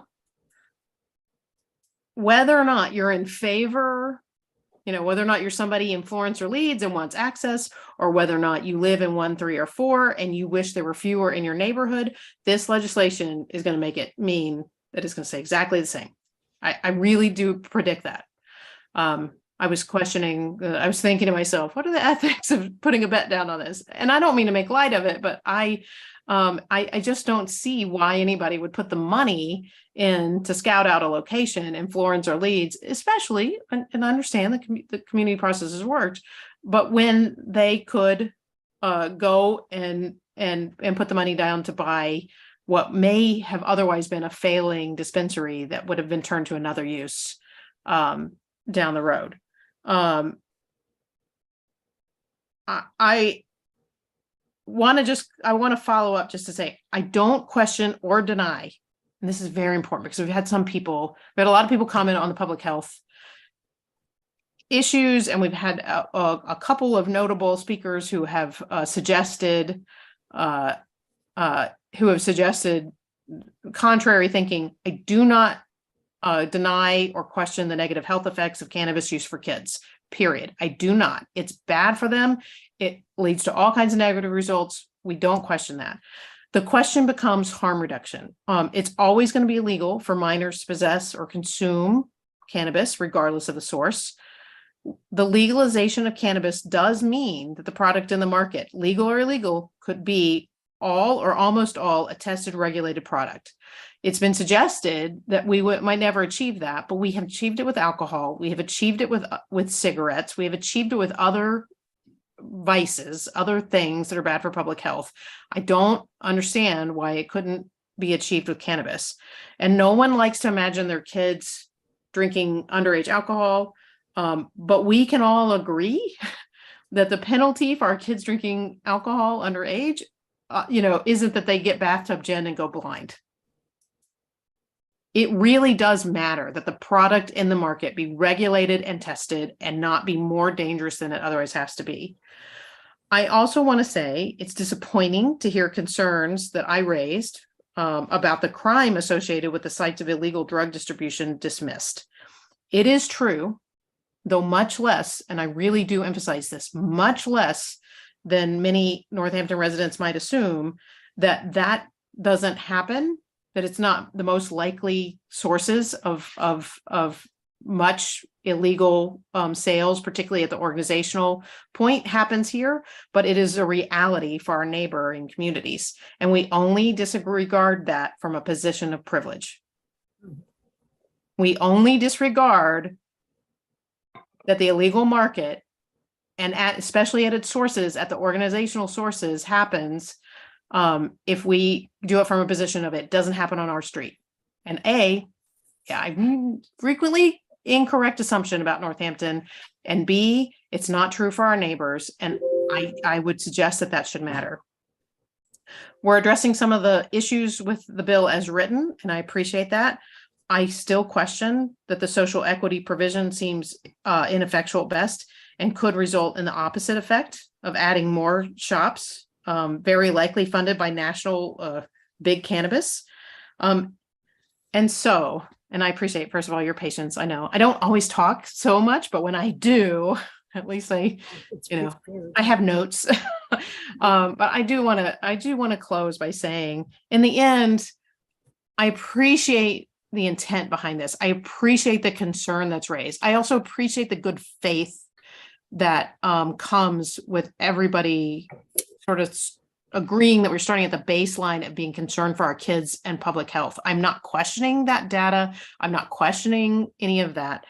My issue here is that this is economic legislation that is aimed at a public health issue. And that it's going to have unintended consequences that literally, it's not just like it's bad for the business. I really fear that it's going to go in the opposite direction and inhibit a contraction that otherwise might be happening. So I really do. I urge my colleagues, even if we tweak some of these concerns that I've raised, and with great respect for the sponsors who brought it forward, and our shared concerns for our kids, I really would urge my colleagues to vote no on this legislation.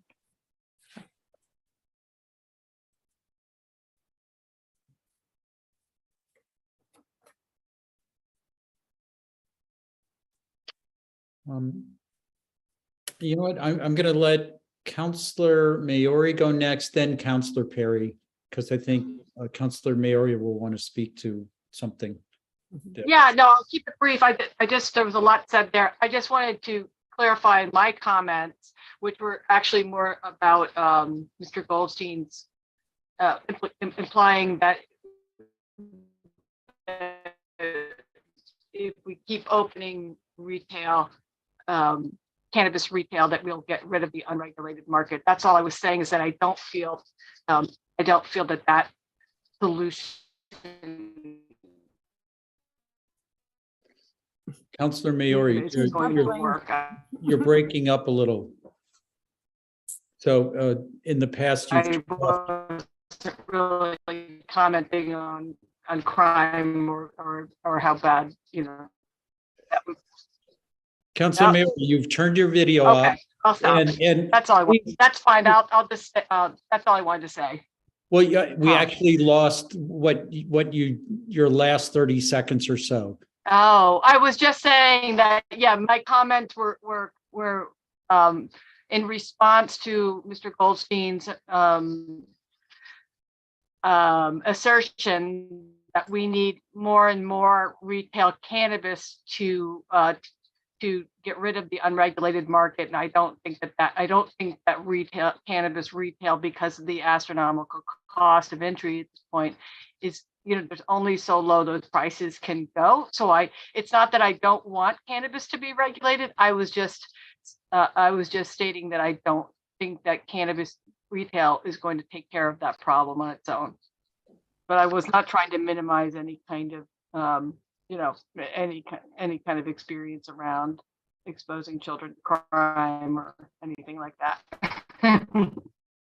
Thank you, Counselor Maori. And I hope your video comes back. We miss seeing you. So next up, let's go to Counselor Perry. And yes, I'll just keep this brief. I just wanted to touch on something that Counselor Elkins brought up, and it was in my notes. There's a lot of notes here. And it really has to do with balance and equity. We've been talking about that a lot. As Counselor Elkins said, currently there are dispensaries in only 3 wards.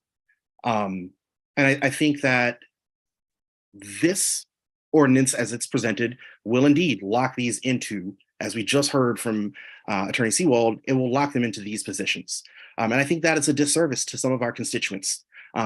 I was at a meeting in Florence and someone suggested, oh, there's enough. You could just you could just go to downtown Northampton. But that really shows a lack of knowledge and information about what these dispensaries are doing. I have been in many of these dispensaries. I've talked to the owners.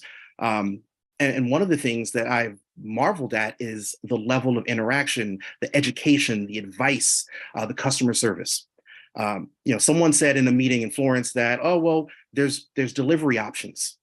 Again, that takes away the fact that in these dispensaries, there are people who will walk you through. There are people who might need access to these medicines who don't know. You can go on a website and you can see. But But to deny them access to these resources kind of flies in the face of equity and imbalance. You know, it really, it's very NIMBY. You know, I take it as one of the counselors whose ward is half of downtown. You know, we operate on a different thing. That's where our bars are. That's where our nightlife is. I remember at one of the meetings, someone talked about how when they need to get their medicine, you know, they're sober from alcohol, but they do use marijuana. And when they go to downtown, then they frequent the establishments, they go to the restaurants, they do the things, and they really wish they had that in their area in Florence. And I just wanted to piggyback on that, I really believe that what this ordinance states will lock us into these dispensaries in these places. And if you want your weed, you have to leave your ward and go get your medicine. And something about that just doesn't feel right for me. Thank you, Counselor.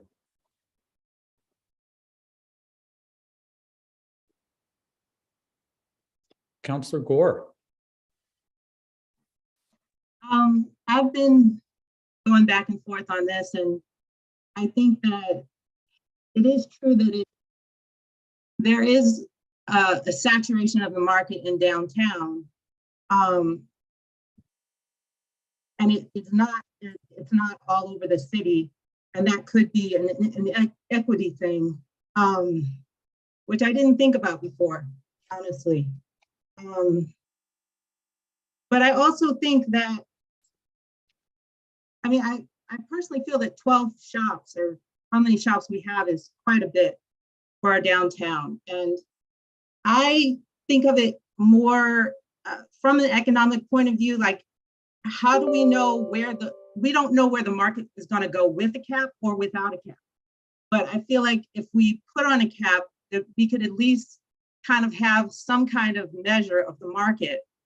And I feel like, you know, I agree with Councilor Maori that more retail shops won't necessarily get rid of the black market.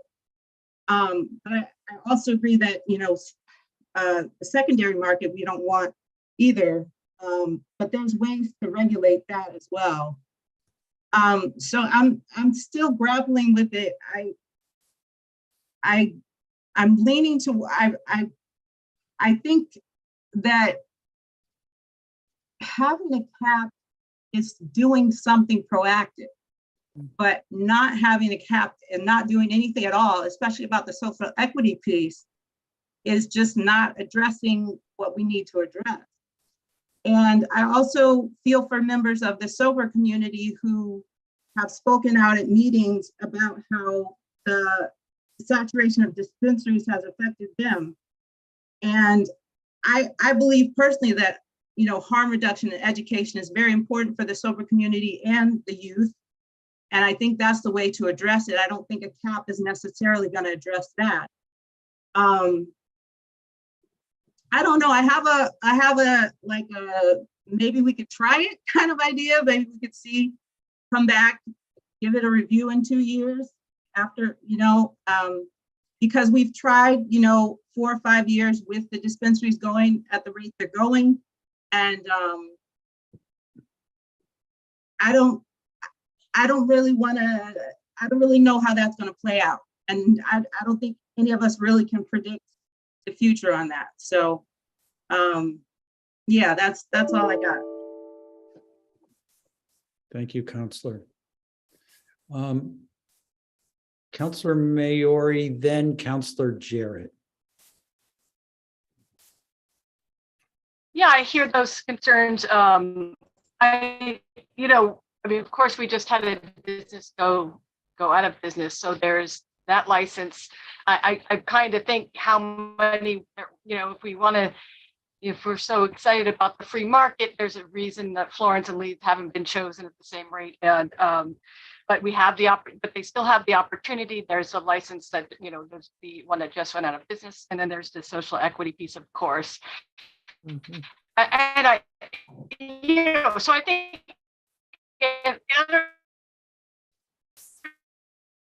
It's happening again, Rachel. Right, I think what's happening is she's To be moving. looking at if that's a concern about being locked in is our zoning, which, really is at play with, oh, can you hear me now? Yes. Yeah, much so, better. yeah, I don't know what unstable, it says internet connection unstable. So, yeah. Oh, great. So I was just saying that, in terms of the free market, we've had speeds.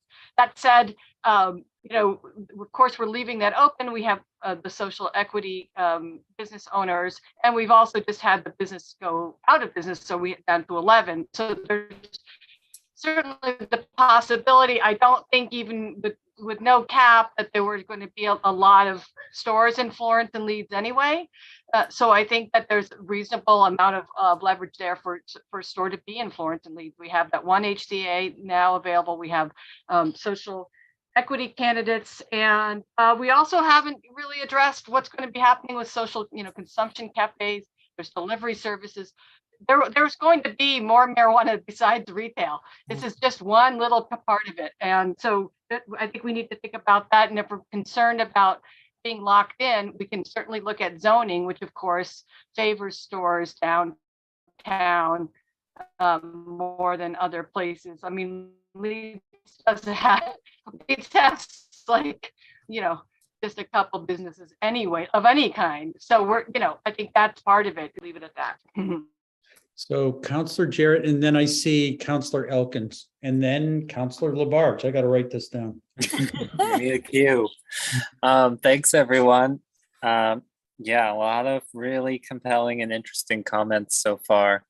I've really been trying to hold the space open and not be predisposed and avoid confirmation bias of just looking at, say, the data or the evidence that supports where I'm already leaning. So going into that with that spirit, I think as I said in Legislative Matters, it's the most compelling case is that public health officials and professionals are really cautioning us and asking for a pause to be put on the numbers here.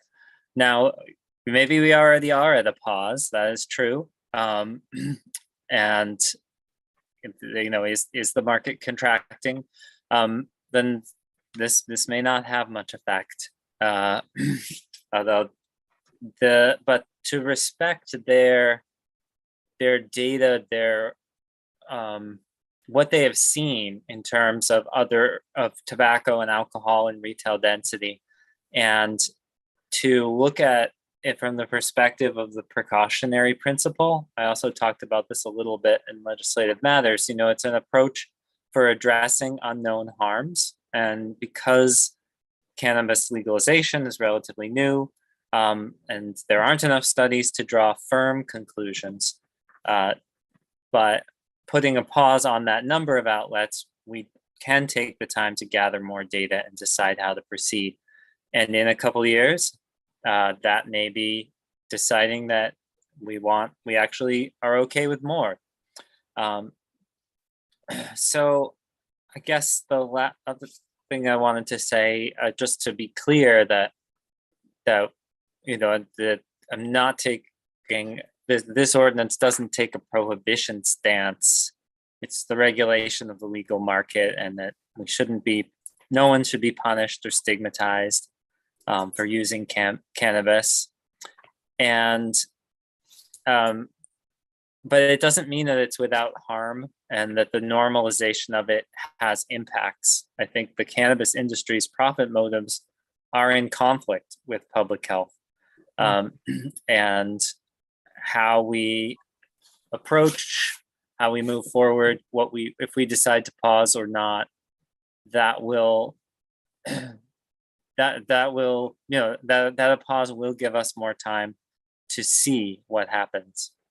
And it's interesting, I was also grappling with the issue that this is a soft cap because of the social equity exception. Yeah. I'm certainly in favor of giving additional options to social equity applicants, and it seems like that there is a significant barrier. So it is essentially a slowing rather than a hard stop at 12. And we don't really know what will happen there. I do have concerns about the someone kind of propping up a social equity applicant just so they can get that license. That is a concern. But a sort of a worst case is we get more. There are more shops. The social equity applicants benefit, and then we review again and see where we're at. So that's, this is really not an easy decision.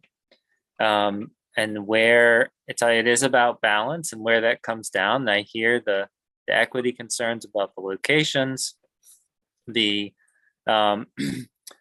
and that but I feel I am coming down in support. I think that this is actually a pretty moderate approach. It leaves us at the very top of municipalities in terms of retail cannabis. It balances public health and social equity and economics. And so I'm planning to support it. Thank you. Okay, next up, back to Councillor. Thank you, Councillor Jarrett. Now to Councillor Elkins and then Councillor Labarge. I Oh, I think he's going backwards to I the think previous so, order too. of, yeah. I reverse the order? No, I don't think so. Okay. But if Council Labarge wants to speak, No. Okay, I will. Okay. Okay, go. Thank you. And this is in regards to Councillor Elkins. You had stated something about like the outer wards, Ward 6, Ward 7. We do have an area in Ward 6. We have the Willards gravel pit that was bought by a group to go ahead and open up a marijuana factory in there. They bought it, they own it, but it's been sitting there.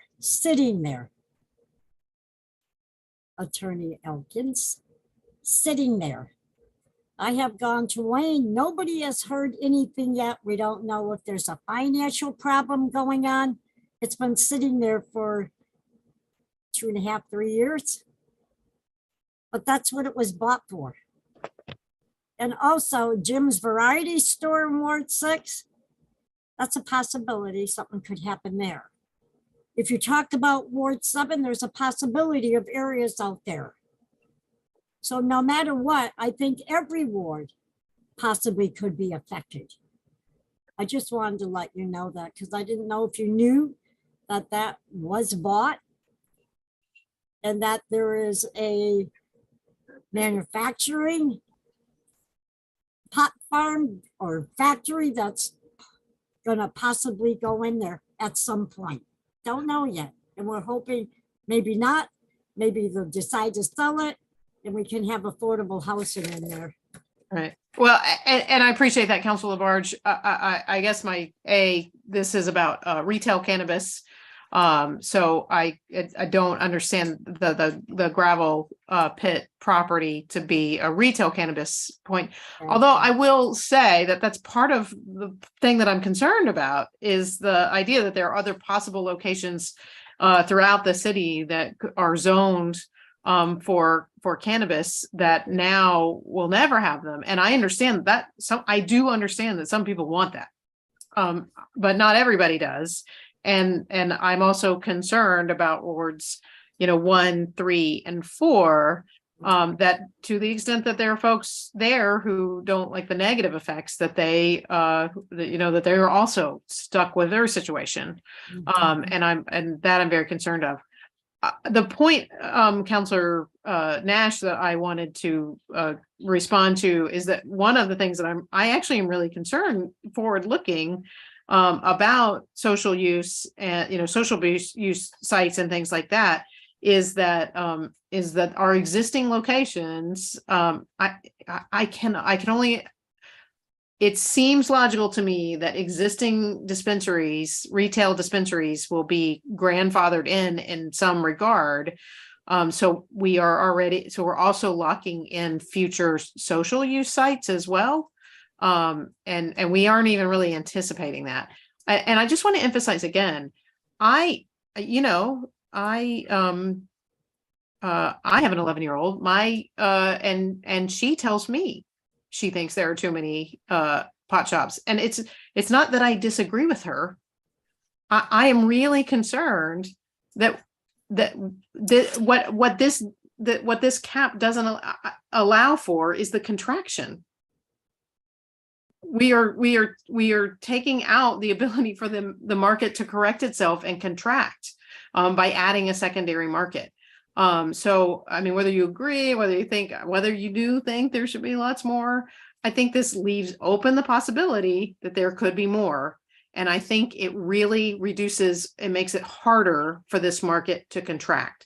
So to the extent I'm not disagreeing with public health experts, I see the correlations they're talking about, and I was troubled by the statistics that I saw as well, and see the anecdotal. I think the precautionary principle here would be to, especially since we've already lost one, is to step back and if it doesn't correct itself to our satisfaction, then come back in 2 years and then legislate.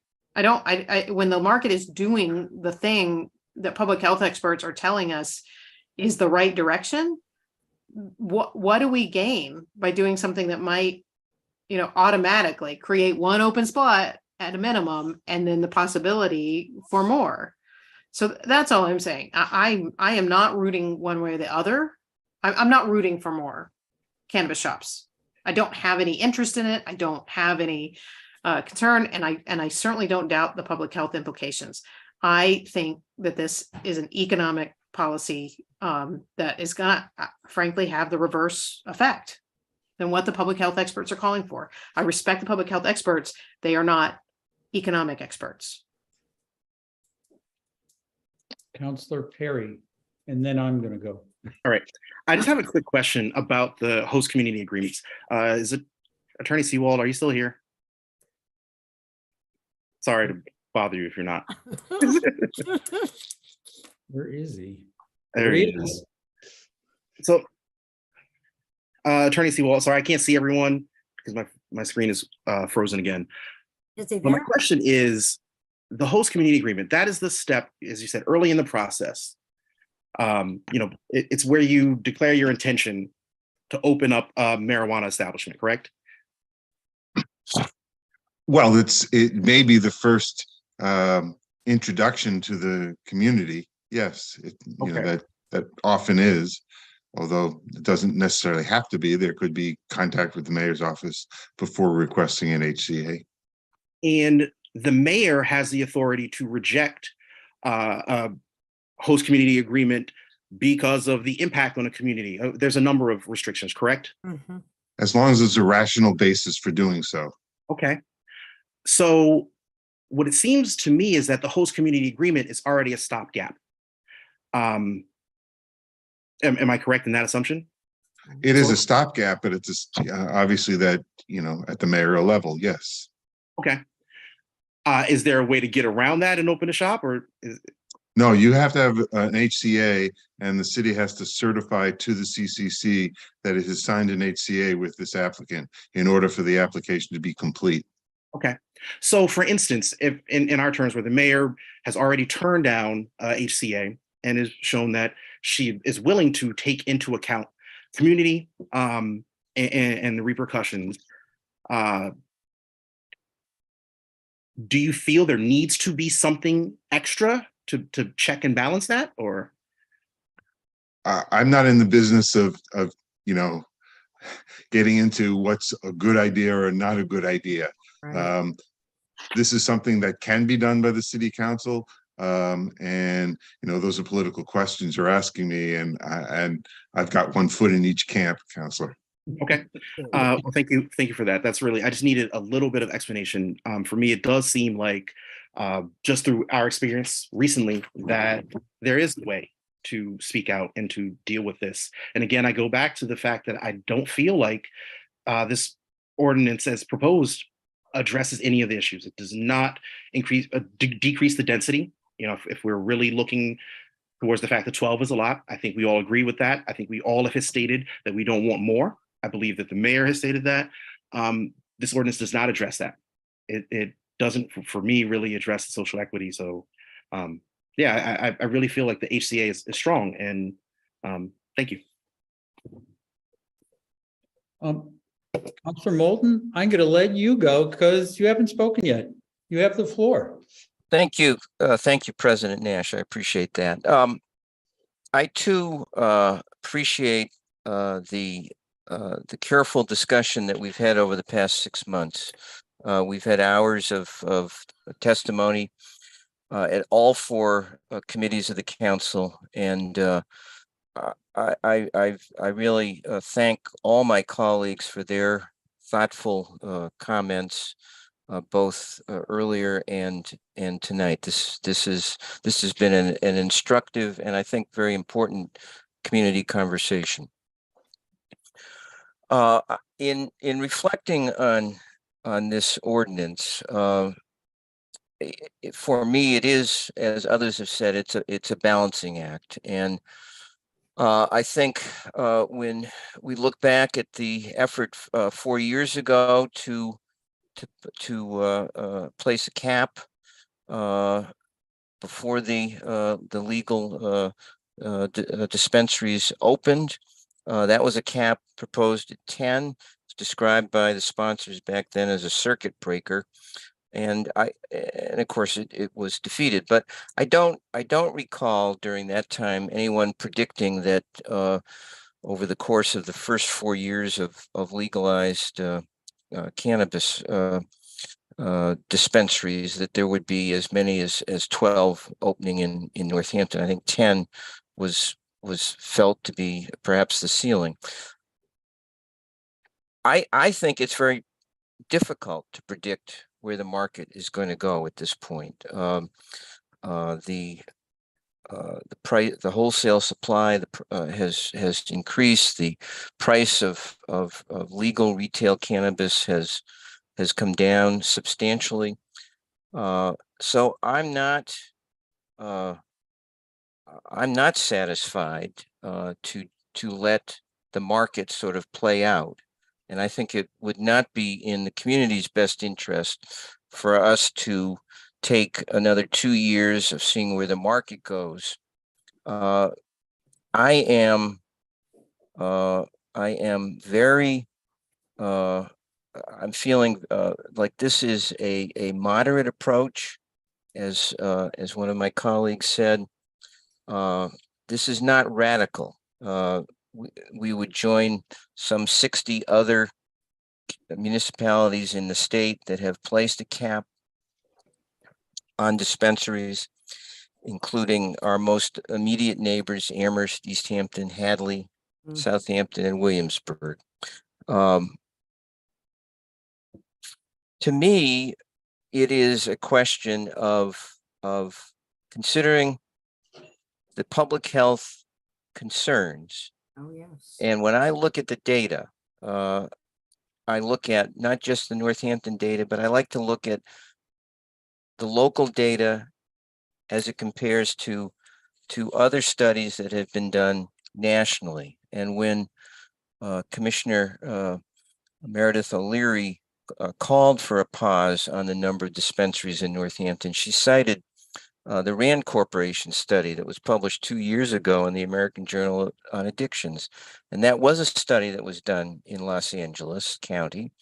And it did find that the density of licensed marijuana outlets was associated with young adults' marijuana use, heavy use, and intention to use.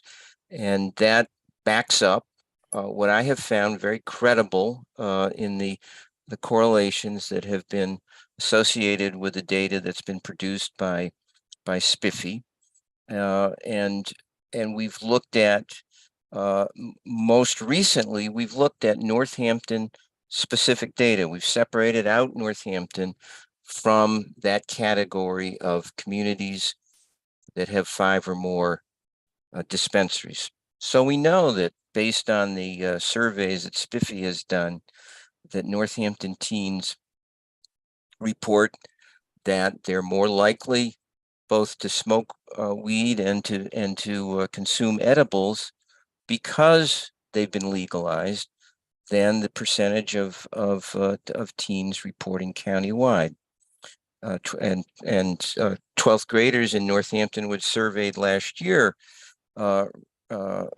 report heavier marijuana consumption compared to those countywide. So we have local data that, to me, indicates that what we're doing here is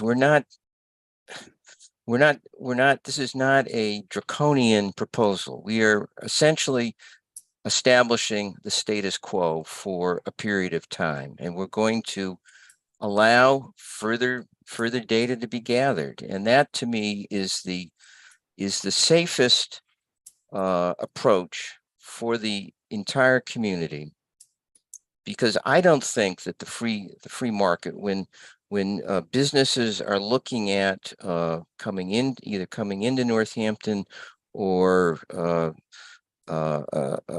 selling a license, they're looking at the likelihood of business success, which is an economic calculation.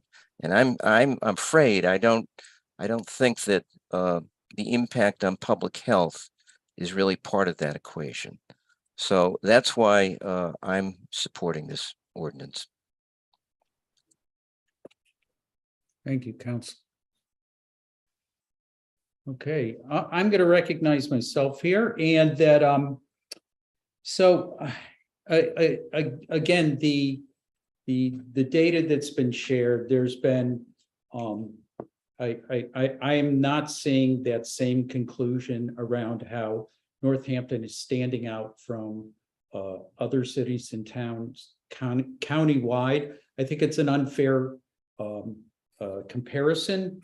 I'm standing up for our community here in terms of the work we've done and the decisions that the data shows for Northampton. I see a drop in the reporting from the other prevention communities who don't have dispensaries. That if you look at, I've looked at the data, the populations for these surveys have dropped. The surveys back in 2015, 2017 were nearly double the ones that we're getting this information from now. And so what I suspect is going on is, with those neighboring towns, is there's underreporting going on, and that we're unfairly judging, what our youth, the actual decision-making that our youth are doing right now. So I understand the concern. The other thing is, what's left out of this whole discussion is the impact of this discussion.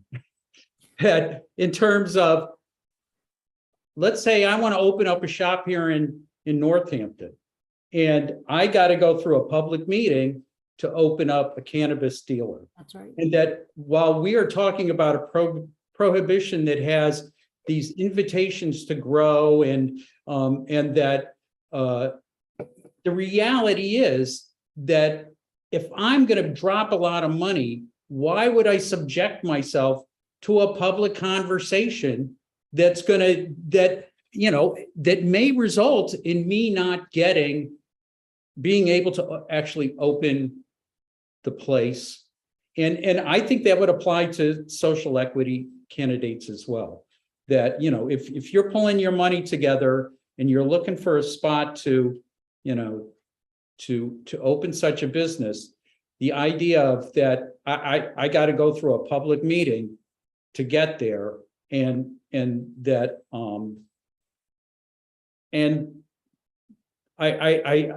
my sense is that there should someplace when open in certain parts of the city, that there's going to be a big turnout, and I'm not hopeful that that would move forward. I think this conversation has an impact. And so, I just want to say that. I think I'm done. Counselor Foster. Thanks, Councilor Nash. Your point is well taken about the impact of the conversation, sort of larger. I just wanted to, I think now respond to that, as well as the questioning about, don't we already have a mechanism for pausing the market, which is through the host community agreements, and that that there could be now kind of a big public turnout at a public meeting for as one of the steps in the process of a proposed retailer coming in. And my worry about not being concrete is that we're actually opening up potential for more NIMBYism. And the point is taken. I represent a ward that does not have a dispensary. I hear that. But at the same time, if we're leaving it to is there so much public pressure that a host community agreement isn't signed, or, is there fear about trying to hold a community meeting in this area because so many people will turn out? That has repercussions as well. And, as far as leaving the authority to the judgment of the mayor with a host community agreement, I respect our mayor. We are fortunate at the moment, I believe, to have a mayor who's working really hard to balance a whole lot of competing interests in this city. And it's a lot. There's probably 30,000 different viewpoints on each issue that's being balanced.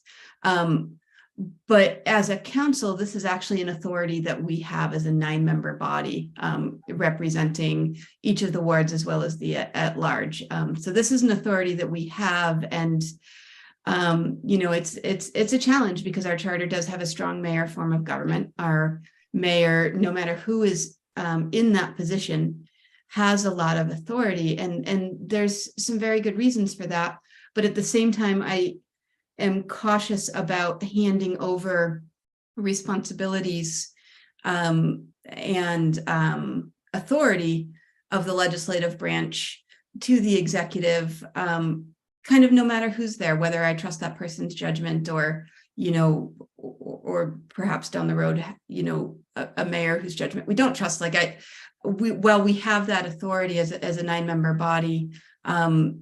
That is authority that we can use right now, I guess, rather than handing this over to the executive branch. Exactly.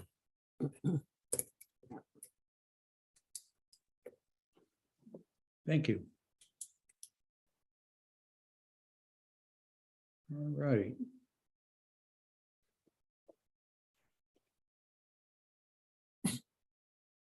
Well, Councilor Foster's got her hand up. Yeah, Councilor Foster, I was going to ask you about your amendment. That is why my hand is back up. I just I didn't want to just switch gears without a pause.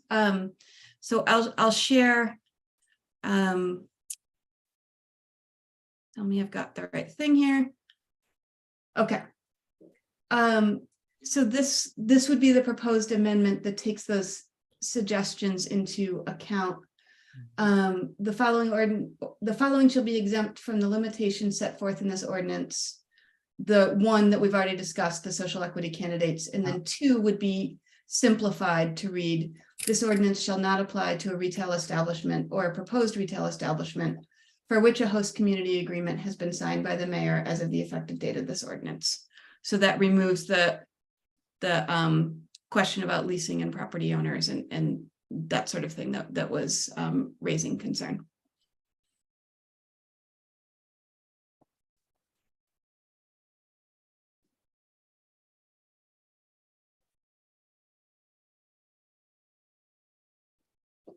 Maybe people can't see, but I'm raising my hand. There you were. I was staring away. I'm like, where are the hands? I see his hand. All right. Hello, Councilor Jarrett. Yeah, thanks, Counselor Foster. But wasn't there another section about exempting delivery? And was that an important change?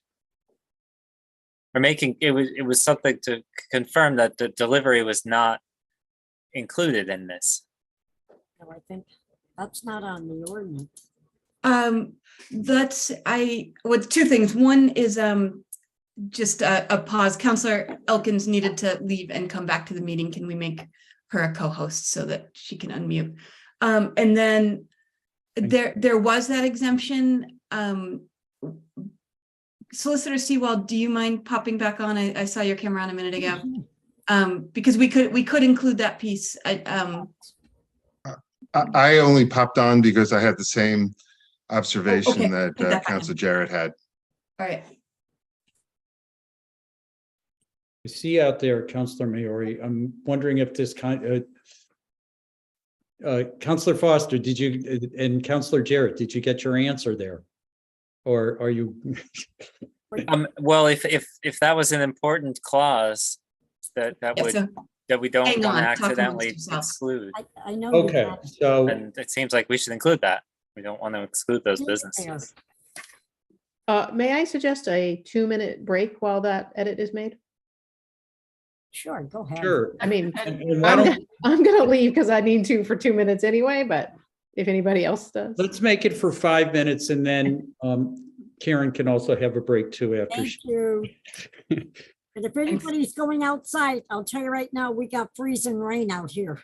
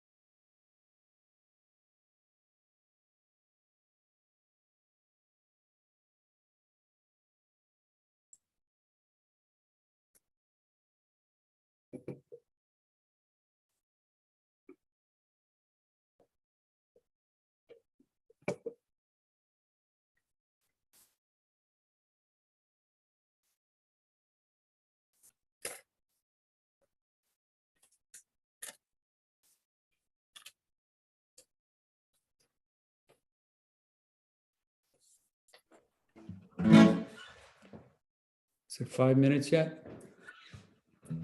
Yeah, yeah. Yeah, Is it freezing rain out there where you are? I didn't look. It is. Our deck is loaded. I hope it is. I have a beer sitting out on the porch getting cold. Oh my God, this is turning into a jam session. And you have your guitar out. I wish I could teleport over there. 2 guitars? Oh, I know. Why are you putting them away? I'm disappointed. Come on, Jim. Some people go outside and look at the freezing rain. I play guitar. Okay. I So, don't think the bears will come out when it's like this. No, probably not. My toilet was clogged up, so I had that's what I did. In addition to the things that led me to discover that it was clogged up. It's okay. fixed now. It's good. We may resume. Counselor Foster, should we keep chatting or do you have something to share with council? That was a great discussion. Yeah, let me bring that up. My apologies, that was inadvertent, that a lot of different pieces of information here. So let me share my I screen. also want to recognize that Counselor Maori had her hand raised, but she's not here to speak. So let's go. Let's go with this and she'll have first up after you're finished presenting. Okay, is that showing? I left red to show the changes. So this would be section B. The ordinance shall be exempt from the limitations set forth in this ordinance. 1, we've gone over. 2, a retail establishment or a proposed retail establishment for which a host community agreement has been signed by the mayor as of the effective date of this ordinance. And 3, a host community agreement executed after the effective date of this ordinance solely for delivery or courier of cannabis products other than delivery to the consumer over the counter at a retail cannabis establishment.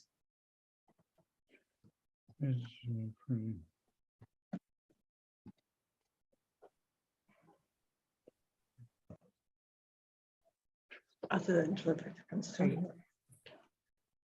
Right. Let's see, anybody raising their hands here?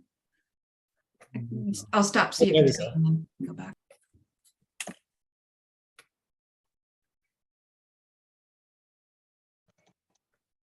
Counselors, so are people good with what you've seen right there on the screen? Do we need to bring it back up or? Oh, I'm fine with it because I know we did talk about delivery and stuff like that before, because there's a whole article about that and about the difference between delivery and so forth.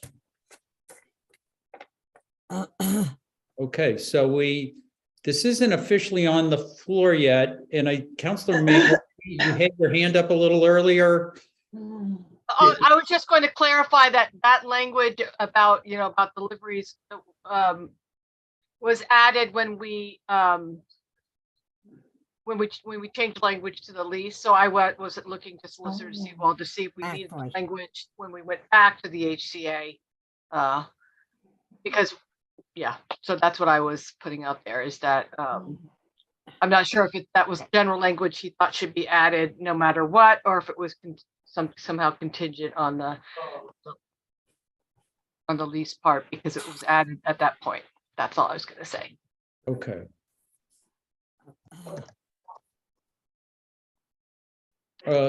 Yes, City Solicitor.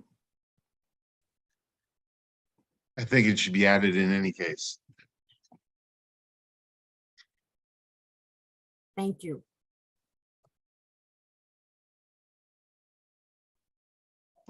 I move the amendment as was shown on Councilor Foster's screen. Second. Or do we have to put the whole thing on the floor first? Right? It's not even on the floor at all. Yeah, so, so let's put Okay, it. On the floor. I'll withdraw that. Yeah, thank you. All right, yeah. So, yeah, this conversational no motion style that we do, old school, we wouldn't even be talking without a motion. So, I'll entertain a motion.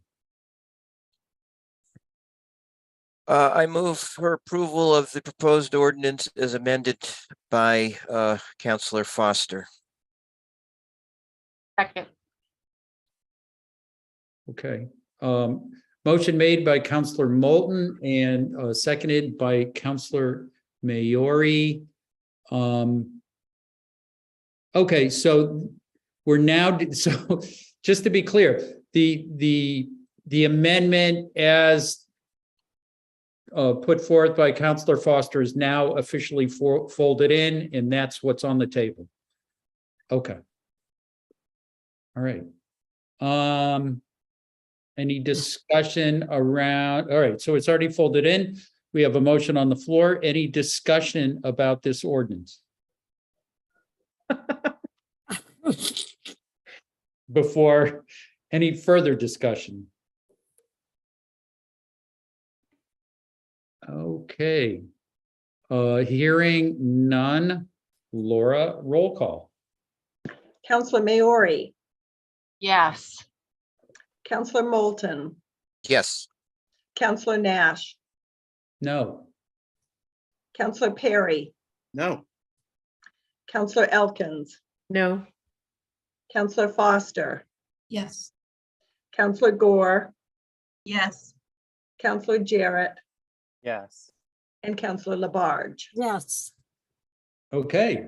The item 22.201, an ordinance limiting the number of retail cannabis establishments in the city of Northampton has passed on second reading. Okay. Counselor Jarrett. Just have a process question. We know the mayor is opposed to this, and if she chooses to veto it, it will come back at our next meeting, and then we have to vote again with 6 votes. Is that the? It's in the charter. Yeah, I think that's. So to override a veto, it is 6 votes. Okay. And that I'm not sure the timing if it is the next meeting. It's my expectation, my understanding, the mayor needs to create a report explaining her veto. I don't know the timeline on that. Maybe Laura knows that. Or yeah, you have. I want to say it's 10 days after that the council has to reconsider. I'd have to check the charter though. Okay. Hey, maybe Attorney Seawald could do that while he's hanging out.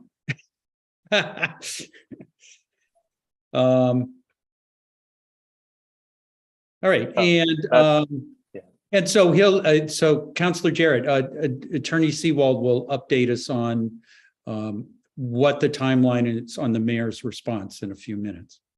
Great, thank you. Okay, if people are okay with me moving on to the next thing, and Attorney Seawald will pop in with that information when it's ready.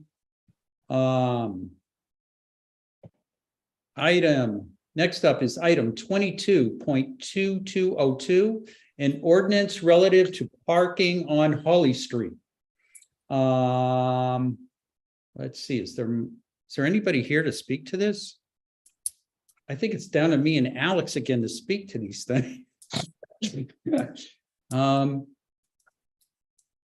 Let's see, I'm pulling it up. It's coming up. Okay, so this has been introduced. Actually, this came out of the TPC. This came out of a recommendation that I worked on with a constituent. It has to do with increasing the no parking zone at the corner of Butler and Holly Street.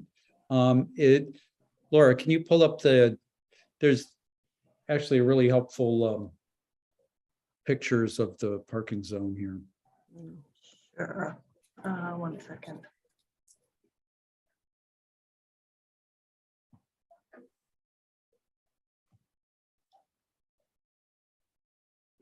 Sorry, I was glancing at the charter myself. See, Laura, you're so good you can't help yourself. Okay, yeah, so you can see how in the previous, the top picture, you can see that the the no parking zone extends, or the place where parking is allowed extends right up to the corner, and then on the bottom, if you could bring it down a little more, Laura. Sure. There we go. So that creates a 50-foot buffer. The sidewalk there is actually raised higher than the probably about 3 to 4 feet higher than the roadway. And so that plus having a car parked there on the corner makes it really difficult to see. And so this recommendation was made by DPW. It's come through the TPC. It's been the legislative matters. It's here tonight.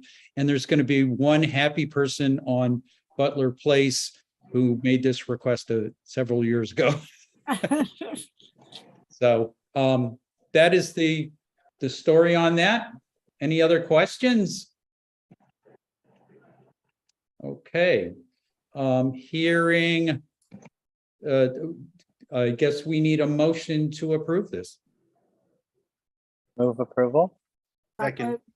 I get a second. So Counselor Jarrett, and then I'm going to guess Counselor Perry. Yeah. Okay. Any discussion on this? Okay. Hearing none. Laura, roll call, please. Counselor Moulton, Yes. Counselor Nash, Yes. Counselor Perry, Yes. Counselor Elkins, Yes. Counselor Foster, Yes. Counselor Gore, Yes. Counselor Jarrett, Yes. Counselor Labarge, Yes. and Counselor Maori. Yes. Okay. Item 22.220, an ordinance relative to parking on Holly Street has been approved. Next up, item 20. Counselor Nash, Attorney Seawald has the answer. Oh, yeah. Oh, he needs to It's unmute. not that I don't want to sit through more parking Oh, yes, legislation, but I can tell you that the council has 3 business days to submit this to the mayor. The mayor, if the mayor disapproves, must provide specific reason for the disapproval. Not less than 10 and not more than 30 days thereafter, the council must reconsider it. Okay. Obviously, if the mayor doesn't do anything with it for 10 days, it's deemed approved. Okay. Thank Any you. questions? No. With that, if I'm not needed any longer, I will say good night. Good night. Thank you. Thank you, Attorney Seawald. Okay. Okay. Solidarity, but we'll let you go. I know. Have fun. All right. Next up, item 22.221, an ordinance relative to stop signs on Middle Street, High Street, and Clement Street. And I'm going to turn this one over to Counselor Jarrett to explain. Sure, yes, these are all in Ward 5. And they've all been positively referred by the Transportation and Parking Commission. They meet the warrants for stop signs, and they will provide safety at these T intersections. And Laura, do you just want to bring up the map for a second, just so people can know exactly where these are? Yes.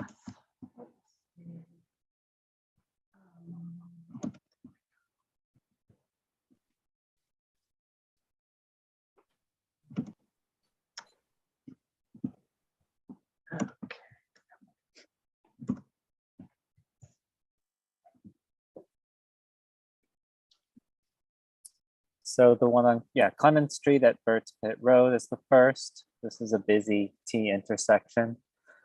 Middle Street at Chestnut Street, there are sight lines by the buildings nearby that cause the, really want to make sure people are stopping there.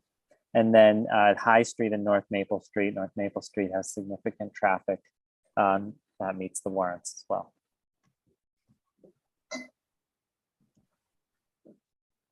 Okay. Counselors, any questions for Counselor Jarrett? I'll move approval. Second. Second. Any discussion? Hearing none. Laura, roll call, please. Counselor Nash, Yes. Counselor Perry, Yes. Counselor Elkins, Yes. Counselor Foster, Yes. Counselor Gore, Yes. Counselor Jarrett, Yes. Counselor Labarge, Yes. Counselor Maori, Yes. and Counselor Moulton. Yes. Okay. Item 22.221, an ordinance relative to stop signs on Middle Street, High Street, and Clement Street has been approved. I see nothing else on the agenda. Laura, we went about 40 minutes longer than you thought, right? But, you know. I will move to adjourn. Second. Okay, motion made by Counselor Perry, seconded by Counselor Foster. Laura, roll call, please. Counselor Perry, Yes. Counselor Elkins, Super yes. Counselor Foster, Yes.